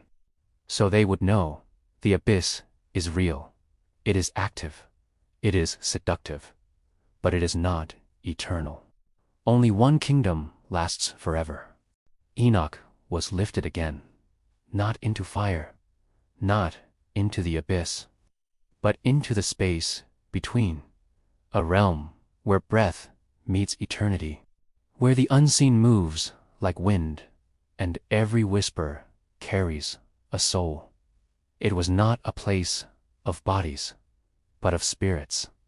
And yet it was more solid than earth. Enoch beheld the paths of the departed, the journey, every soul must take when its time on earth is finished. These were not myths or metaphors. They were highways of spirit, carved by the hand of God, unseen by the living, but traveled by all. Some paths shone like morning.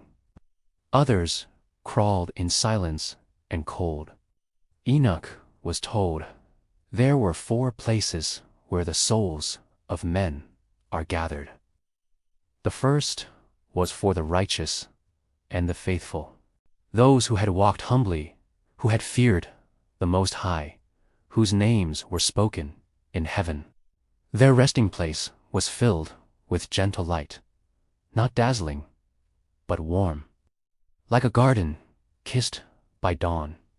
They waited in peace, not sleeping, but watching, longing for the fulfillment of promise. The second was for those who had not yet been judged, whose lives were a mixture of good and shadow.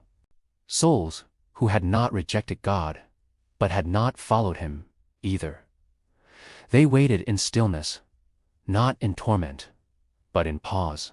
Their eyes opened to the weight of their choices, their memories playing like wind through their thoughts. The third was dark, not because it lacked light, but because it refused it. Here were the souls of those who had loved wickedness, who had mocked truth, who had led others into ruin. They did not scream in flames. They whispered in regret. Their suffering was not by external fire, but internal clarity.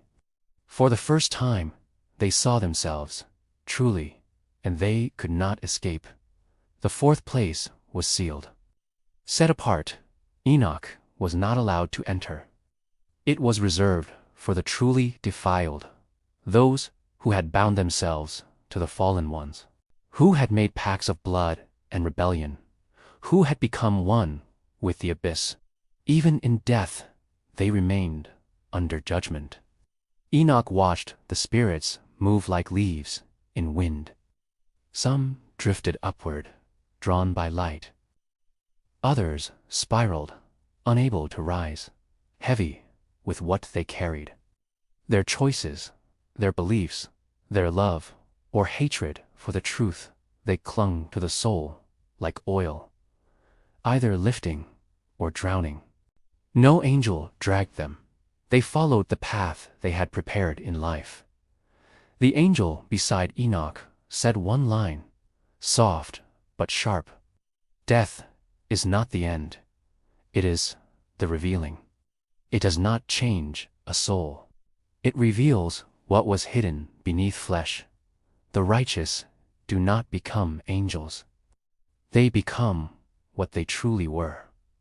The wicked are not punished unfairly. They inherit what they pursued. Enoch wept, not in fear, in awe. That such order existed behind the veil, that no soul is forgotten, that no act is wasted, that even silence is heard, and above all the paths he saw a wind, not violent, but unstoppable, moving through the realms, carrying the prayers of the living, the sighs of the dying, and the songs of the saved. It was the breath of the Most High, the Spirit who sees all, knows all, weighs all. It moved without being seen, but everything it touched remembered its name. Enoch stood on the edge of something timeless. He saw the righteous, not lost in slumber, but gathered in quiet reverence. They were not wandering, they were waiting. And above them, angels moved like watchmen, radiant, composed not of flesh, but of purpose.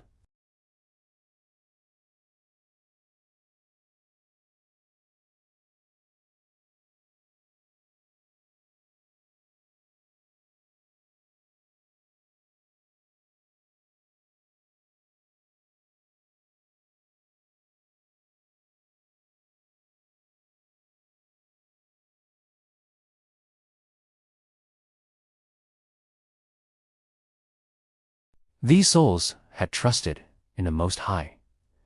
They had walked with justice, wept with mercy, stood against darkness, and yet they waited, not in fear, not in punishment, in anticipation. They awaited the resurrection, the restoration of all things. Their eyes were fixed on a promise, not vague, not distant. A very real day, a voice that would call them, a trumpet that would awaken the bones of history. And in that moment, they would rise, not as ghosts, but as redeemed. Enoch saw their longing. It was not desperation, it was certainty. He turned his gaze to the angels who tended them. They bore scrolls of memory.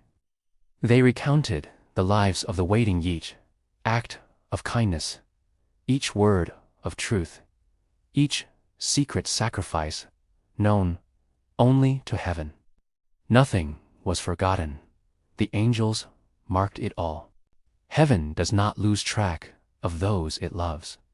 One angel showed Enoch a vision, a woman who had died in childbirth, crying out the name of the Lord, a man who had been executed for refusing to deny his faith, a child who had prayed before her final breath. They were not alone. They had been escorted. Messengers, gentle, glowing, strong, they bore no weapons, only presence. And they said one phrase again and again, "You are not forgotten." The souls remembered. They remembered their lives, their wounds, their victories.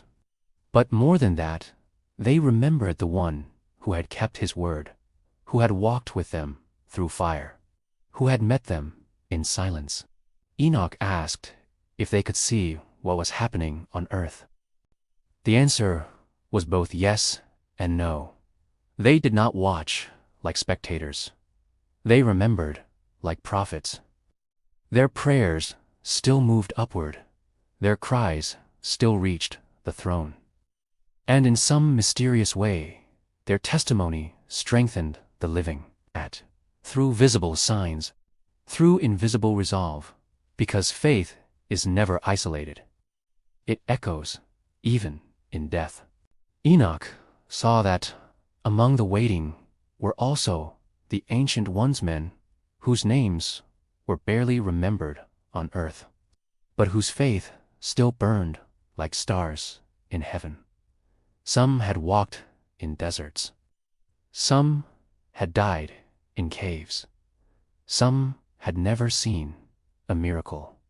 But they believed, and now they waited together, from Adam to the unnamed faithful, from prophets to mothers to slaves, a great congregation beneath time.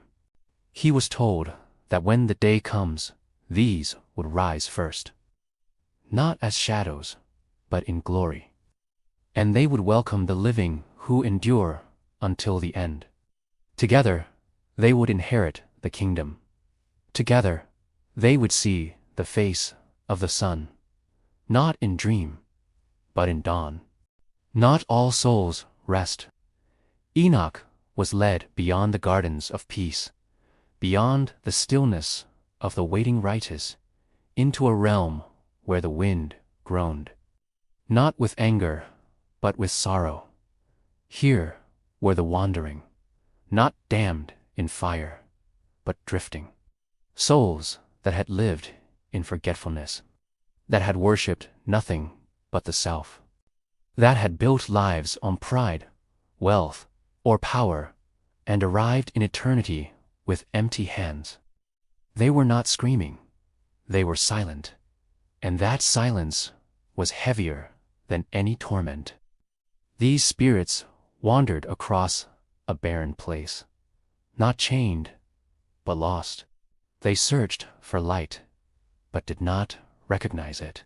They heard the voice of the Most High, but mistook it for noise. They clung to memory, but every memory led them back to the moment they had turned away. There were no angels here, only echoes. Enoch saw faces of kings and peasants, scholars and fools, children and elders, all equal now, stripped of title, of excuse, of image. What they had chosen in life became their garment in death. Some wore bitterness like armor, others wore fear. Others still bore the emptiness of never having searched at all. Enoch asked, "Is there no hope for them?" The angel paused, then answered. Enoch listened. It was faint, almost gone. But it was there, a voice, small and persistent, moving through even this realm. Not loud enough to overpower despair, but strong enough to be found by the willing.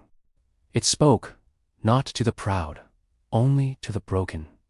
And if any soul reached for it, truly reached, could be drawn upward. Not instantly, but slowly, painfully, through memory, through truth, through surrender. This was not doctrine. This was mercy. Not every wandering soul would hear it. Most did not want it, because to embrace that whisper was to admit everything, to stand bare before the holy, to weep for what was wasted. But for the few who did, the angels returned, and they carried them not to paradise, but to a place of healing. Enoch saw that even among the lost, the Most High had not turned his face completely. His justice was perfect, but so was his compassion until the day when the books are closed and the throne of judgment stands.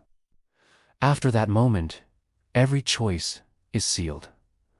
But until then, the wind still moves, and the whisper still calls.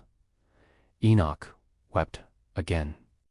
For the many who walked blind through life. For the loud, the clever, the successful who never questioned the weight in their soul. For the broken who believed they were beyond redemption. But he also rejoiced, because the Spirit was faithful, even in silence, even in wandering. He was shown one final image, a single soul bent, scarred, forgotten, falling to its knees in that desolate realm. And from the dust rose a light dot, gentle, unassuming, but unmistakable. The whisper had been heard, and heaven responded. Enoch had seen them fall. He had seen their judgment. He had seen the chains, but he also saw something else. He saw a future, a generation far from his own, when the world would forget the ancient warnings. A time when mankind would once again reach into forbidden realms, not through ritual, but through science, not with altars, but with equations. And in that pursuit, the watchers would rise again, not in form, but in influence. Enoch described cities filled with light, movement, and knowledge beyond anything his generation could comprehend. Towers taller than mountains, devices that spoke without tongues, men who believed they had become gods, but beneath the brilliance something old stirred. The same voices that had once whispered from the abyss now spoke through the screens, through policies, through philosophies. The same hunger that led the watchers to take wives and teach forbidden knowledge was now clothed in modern language, progress, freedom, evolution. But its source was unchanged. Enoch saw a generation obsessed with unlocking power. The veil between realms would thin again. Dreams would become visitations. Visions would be marketed as entertainment. Children would see spirits and call them imaginary. And the old teachings, those hidden truths from the days before the flood would re-emerge. Not from scrolls, from technology. Enoch was told that the Watchers, though bound, could still influence. Their imprisonment was spiritual, not conceptual. They could not roam the earth, but they could plant ideas, shape desires, bend the will of the ambitious. And those with ears tuned to their frequency would become vessels. Not possessed, aligned. These people would not chant in the dark.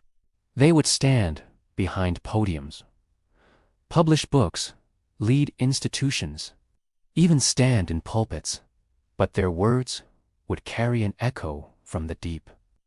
Enoch saw the return of Nephilim not as giants of flesh, but as ideologies that towered over nations, systems that enslaved through pleasure, knowledge that separated man from soul, miracles that required no repentance.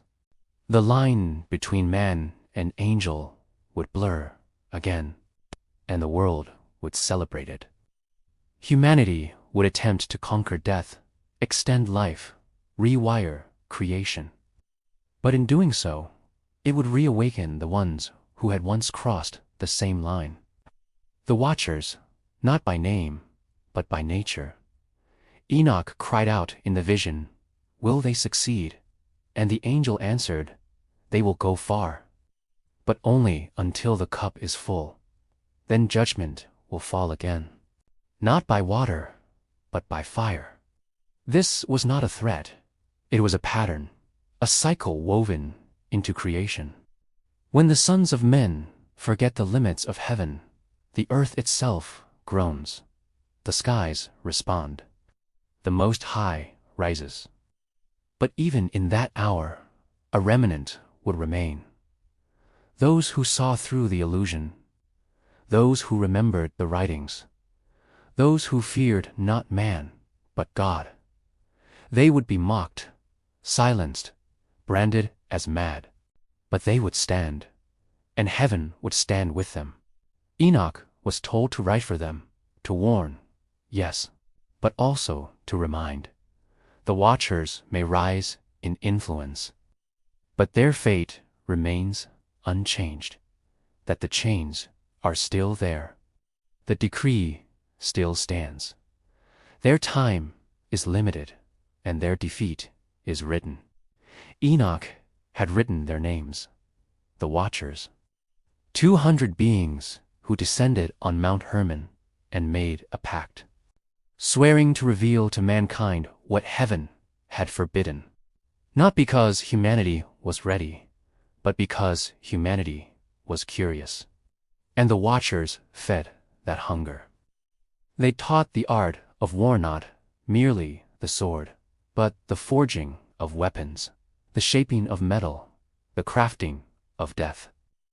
They taught enchantments, how to bend will through sound, herbs, and invocation. They taught astrology not to understand seasons, but to manipulate fate. They taught how to alter the appearance of man cosmetics, charms, symbols of seduction. They taught secrets of the stars, the motion of the moon, the cycles of the blood.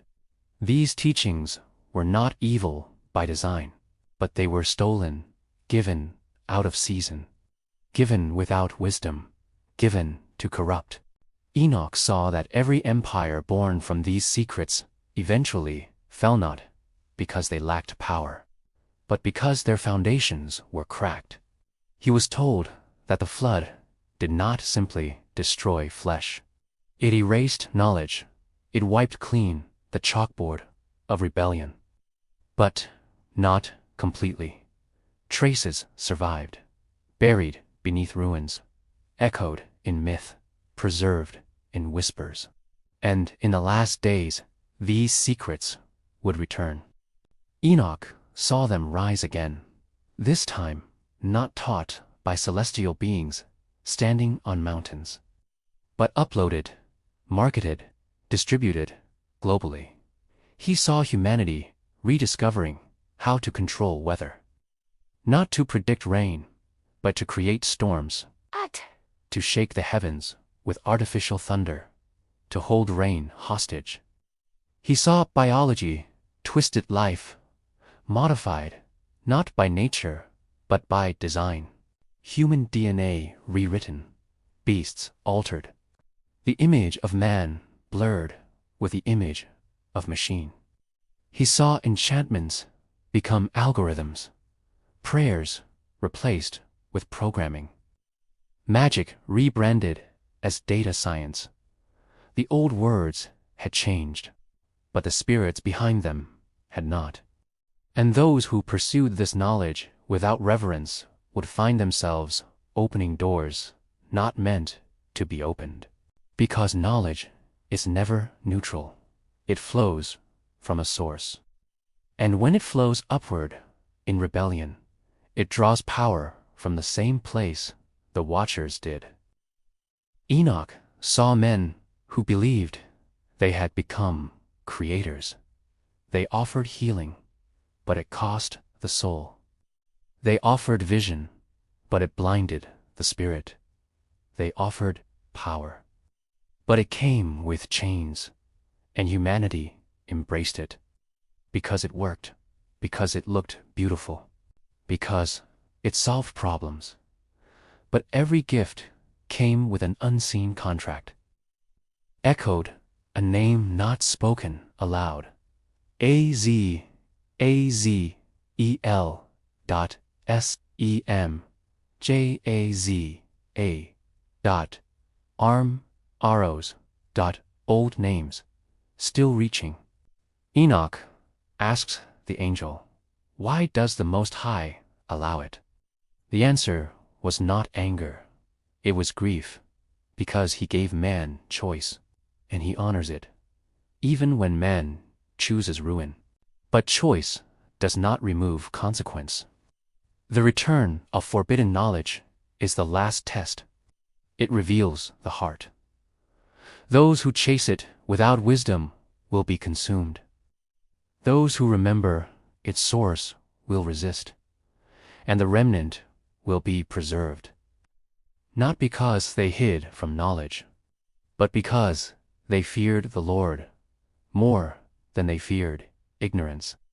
Enoch wept, not because the world had rediscovered what was lost, but because it had forgotten why it was hidden. Enoch stood at the edge of the end. He was shown the final generation, not in visions of fire and blood, but in quiet rebellion, a world that smiled while it fell, a world that applauded its own undoing. They had knowledge, power, peace even, but it was not real peace. It was manufactured, bought at the cost of conscience, sold through screens and songs and sacred-sounding slogans. And then it happened. Enoch saw the moment, a global shift, a convergence of science, ritual, and will. The unlocking of something ancient, not by accident, by design. A gate, long buried beneath both earth and memory, was opened. Not with keys of metal, but with consent. Humanity gave permission. The Watchers, still bound in spirit, were given access once more, not to appear, but to move, to influence without resistance. And the world called it evolution, awakening, illumination. They did not know they had opened the abyss. Enoch saw cities glow with false light, technologies that blurred the boundary between flesh and code, children no longer born, but engineered, faith reduced to formula, the spirit mocked as superstition. But the power behind it all was not human, it was ancient. The same spirits that had whispered to Nimrod, Pharaoh, and Caesar now whispered again, but louder, clearer, through the mouths of influencers, leaders, prophets in polished suits. The line between heaven and earth was pierced. Not upward, downward. And something began to rise. Not beasts with claws, but systems that enslaved through delight. False messiahs who offered unity without truth. Wonders performed without repentance. Healing that demanded worship, and humanity bowed. Not from fear, from admiration. They worshipped brilliance, efficiency, the image of man perfected. And in doing so, they invited the fallen to rule again. Enoch turned to the angel and cried, "Is there no one who sees?" The angel pointed, a remnant, small, hidden, unimpressive, but unshaken. They did not have temples, but they carried truth. They did not hold microphones, but they held oil. They wept while others laughed. They watched while others slept. And when the gate opened, they did not run. They stood. Because they had read Enoch. Because they remembered. Because they feared the Lord, and the Most High remembered them. He rose. Not slowly, not subtly. Suddenly, the skies darkened. The false peace fractured. The throne of deception trembled. And the true king descended, not as whisper, as fire. The fallen screamed. The watchers recoiled. The gate that had been opened was sealed once more, not by man's hand, but by heaven's decree. And this time it would not open again, not ever. Judgment fell, not only on spirits, but on every system that partnered with them.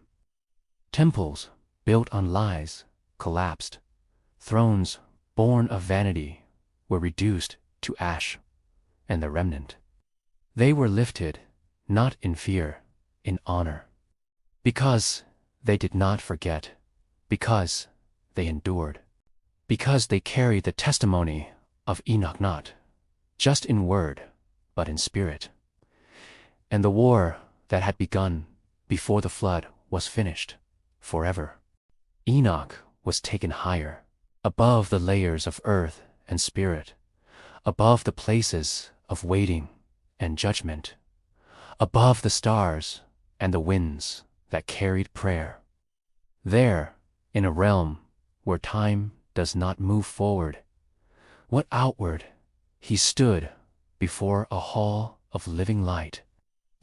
At the center stood a table not built, but formed, shaped by glory itself. Upon it lay a single scroll, glowing with a soft, burning flame. It did not consume, it revealed, and Enoch knew this was the record, not just of men, of all things. The scroll held the breath of history, the sighs of prophets, the rage of kings, the laughter of children, the silence of martyrs. Every word spoken in secret, every thought never voiced, every desire, pure or profane, written, preserved, alive. He was told that this scroll was not made for angels, nor for scholars. It was made for the one seated upon the throne. Yet, in this moment, Enoch was permitted to see, not the whole, a glimpse, and what he saw broke him. He saw the first lie told in the garden, how it slithered not just through Eve, but through generations. How it shaped cultures, laws, empires. How the seed of rebellion bore fruit that still hung heavy on the tree of mankind. He saw the prayers of the righteous, the ones never answered on earth, but thundering in heaven still. He saw widows who wept in silence, children who forgave without being taught, men who chose truth over power, and died with no name on their grave. They were not forgotten, their names glowed. The scroll did not just remember actions, it remembered heartbeats. Enoch saw moments that changed the world, some large, others unnoticed. A cup of water offered, a harsh word withheld, a lonely man choosing not to hate. These became pillars in the kingdom to come. He also saw deception, crafted not in chaos, but in strategy. Darkness, written not in black ink, but in shimmering, false light. Lies so close to truth that even angels watched in silence. He saw teachers who twisted the word, prophets who sold visions, shepherds who fed on their flock, and he saw the pain they left behind. But the scroll did not only record injustice, it measured it. Every injustice had weight. Every injustice had a countermeasure, and the scales were not broken. They waited. Enoch was told that on the last day, this scroll would be opened, not for debate, for declaration. What was hidden would be revealed, not for shame, but for truth. The humble would shine. The proud would fall. The unknown would be honored, and the famous would be forgotten. Their fame was not rooted in faith. This was not wrath. This was reality unveiled. And in that moment, Enoch understood why nothing escapes judgment. Because nothing escapes memory. He looked again at the scroll. Its flame pulsed, living, eternal, eternal, and then it whispered. Not with words, with knowing. A message written into his soul. Tell them, what they do matters. Who they are matters. What they hide will be seen. What they lose, for my sake, will be found. The scroll does not forget, and neither do I. The scroll was opened, not by angels, not by elders, by him. The one who sat upon the throne, clothed not in robes, but in radiance, a presence too pure for the eyes, yet too loving to turn away. He did not open the scroll like a book. He unfolded it like a song. Each word was a sound. Each sound was a memory. Each memory was a soul. And the names began, not shouted, spoken, whispered with the weight of eternity. Each name called carried a light. Some flickered, some burned bright, others barely glowed, but still they were known, recognized, received. Enoch saw names no one on earth had honored. Forgotten widows, unknown servants, prisoners who had sung in the dark, children who had forgiven when they were never taught how. These were lifted. They came forward, not in pride, but in tears. They had not known their names were written, but heaven had never forgotten. Then others were called famous names, voices that had echoed across nations. But when their names were read, there was silence. No light, no flame, just echo.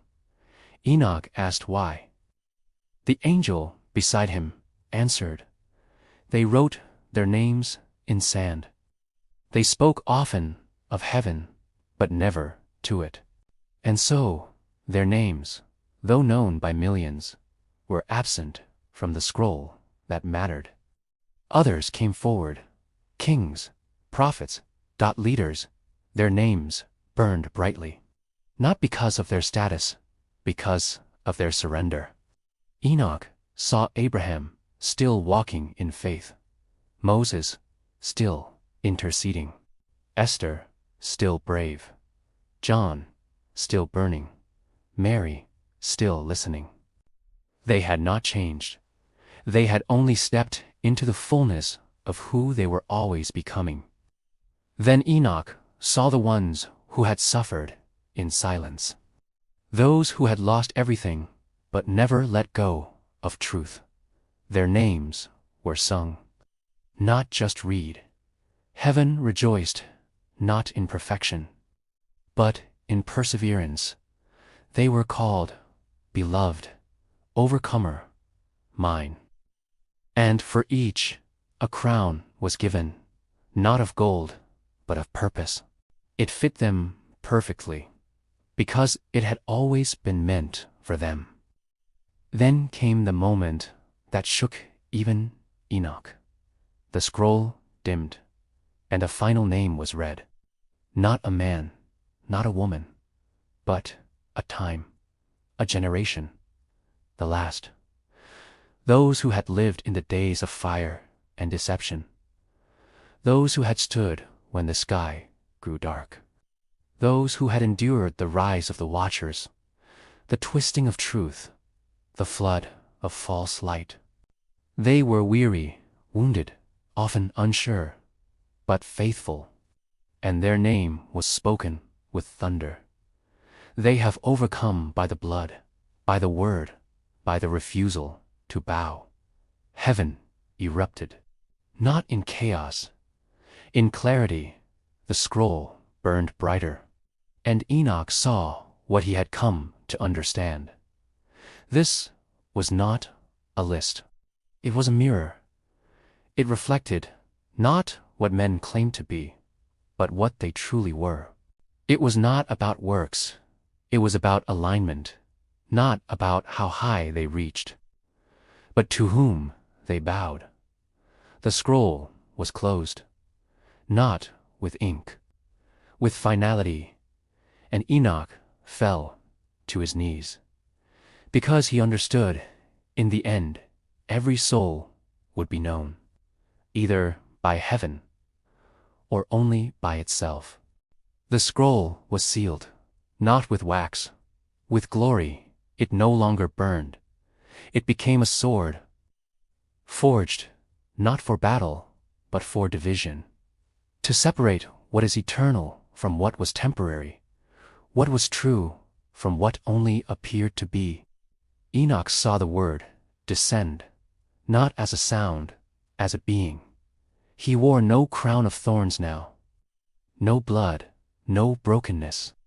He came robed in judgment and wrapped in mercy. His eyes did not burn with wrath. They shone with unfiltered truth. And that truth, unveiled, was unbearable to deception. He spoke once, only once, and every lie unraveled. Every mask cracked, every hidden thing was dragged into light. What was whispered in shadows became thunder. What was denied in arrogance became ashes. And all who had said, "We do not need God," stood silent. The kingdoms of man trembled, not by fire from above, but from within. Their foundations had been built on sand. Philosophy, politics, religion, pride. When the scroll became the sword, they collapsed with a single breath. The dragon was not slain by war. He was unmasked, revealed for what he had always been, a liar, not a ruler, a shadow without substance, a whisper who had deceived the nations. And when truth came, he had no refuge. The watchers, the principalities, the rulers of the unseen, all were cast not down, but out of memory, out of influence, out of reach. The scroll had declared it. It is finished. Enoch turned to see the remnant, still standing, still shining. They were not lifted to escape. They were transformed to inhabit. The world they had waited for was not above the clouds. It was being born beneath their feet, a new earth, not in theory, in touch. Mountains that remembered the footsteps of prophets stood taller. Rivers sang with voices once silenced. Cities built without corruption, lit by presence, not electricity. And in the center, no temple, because he was there, not in fire, not in a pillar, walking with them. The one who had written the scroll now walked among those whose names had filled it. No more need for warning, no more need for war, no more night. Enoch was asked a question: would you stay here or return to warn them? And without hesitation, he answered, send me back. He had seen the end, but he had also seen the beginning. He knew the cost of forgetfulness. He knew the power of remembrance. So Enoch returned, not in flesh, but in word, in scrolls hidden for ages, in prophecies whispered to the faithful, in the longings of those who dream of a kingdom not built by hands. And now the scroll speaks again, to us not in flames, but in urgency. Choose. Remember, endure, because the scroll is not finished. Its final line waits for your name.